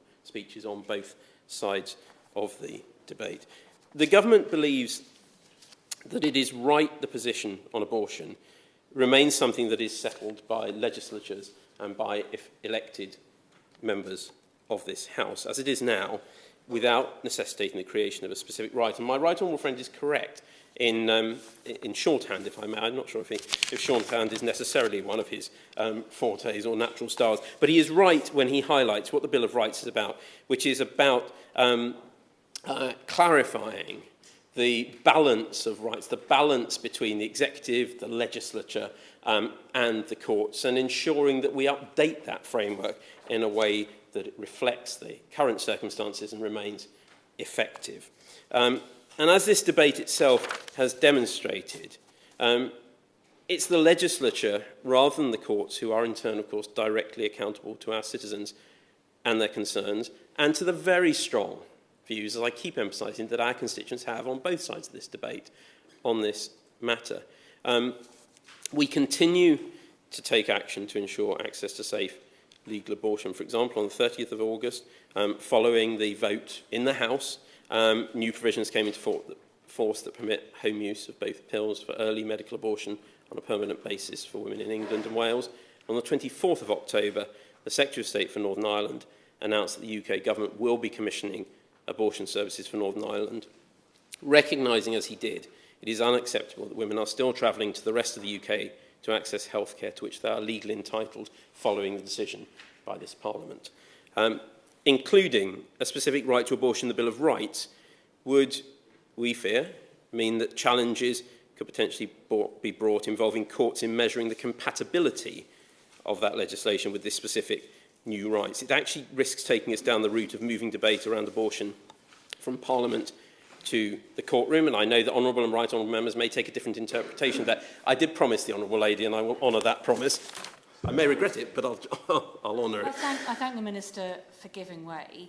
I note we haven't yet had a satisfactory answer to the question posed by my friend from Basingstoke about why it is acceptable that our constituents in Walthamstow and Basingstoke face a criminal foundation in securing an abortion that they don't have a right to, but women in Northern Ireland have a human rights foundation to that healthcare. But can I just challenge him a bit more on this point about that somehow if we were to include these rights in this Bill of Rights, this would lead to litigation? He will note, of course, there is already repeated litigation about abortion rights and the balance of rights around abortion anyway. Why is abortion any different to freedom of speech? He will recognise that people have very strong views about the application of freedom of speech, so much so that this government has decided to bring forward its own bill on freedoms of speech, for example, in higher education. Why is it when it comes to women's rights, these matters are complicated and can only be dealt with by judges, but when it comes to freedom of speech, for example, we accept that there should be a parliamentary process and a piece of legislation whereby these matters can be resolved? Well said. Well, I'm very grateful to the Honourable Lady. There's 2 points in there. I will address, if I may, the point made by my right honourable friend perhaps more explicitly than I did previously, that the Honourable Lady highlighted. We have been clear throughout this that the decision taken in Northern Ireland was a decision by this House. It is open to the House if it wishes to change the position in respect of England or Wales. We do not believe that that is something the government should do. We believe it is, as ever, a matter of conscience for individual members to do. And what happened in the case of Northern Ireland reflected the vote of the House on a particular amendment. I'm not going to use the word hijacking because I think that honourable and right honourable members are entirely well open to using the procedures of this House to advance the causes that they or their constituents wish to promote. That's how the rules and the standing orders of this House are written. So that is, while I may or may not be happy with it on occasions, it is a legitimate use of the standing orders of the House of Commons if something is within scope. To her, can I just briefly finish answering the Honourable Lady? Her second point, where she talks about rights, essentially, it is, as I say, it comes back to the point that it is entirely open for the House to legislate in prime legislation. She talked about free speech and the bill currently going through, just as with the 1967 legislation, which I believe was a private member's bill, again, by the now Lord Steele, promoted by the now Lord Steele. It is, again, entirely open to the House, through private members' legislation, through the usual processes that are followed for this sort of legislation to seek to legislate. Just and a final point before I give way to the Shadow Minister, of course. In terms of the rights and the changes to rights, and it actually links neatly to what the Shadow Minister was talking about in terms of the Bill of Rights. Actually, you will find at Schedule 1, Schedule 1 of the draft Bill of Rights actually includes the rights contained in the ECHR, which was set out in the HRA 1998. So I would suggest to him that while there is a focus on ensuring the right balance is struck between the legislature, the courts and the executive, a little caution about suggesting that this is anything other than updating and clarifying some of those balances. Shadow Minister. I'm grateful to the Minister for giving way. I want to be rather more blunt than maybe my honourable friend. Does the Minister foresee an early opportunity for the House to make a decision on whether or not abortion should be decriminalised? Minister.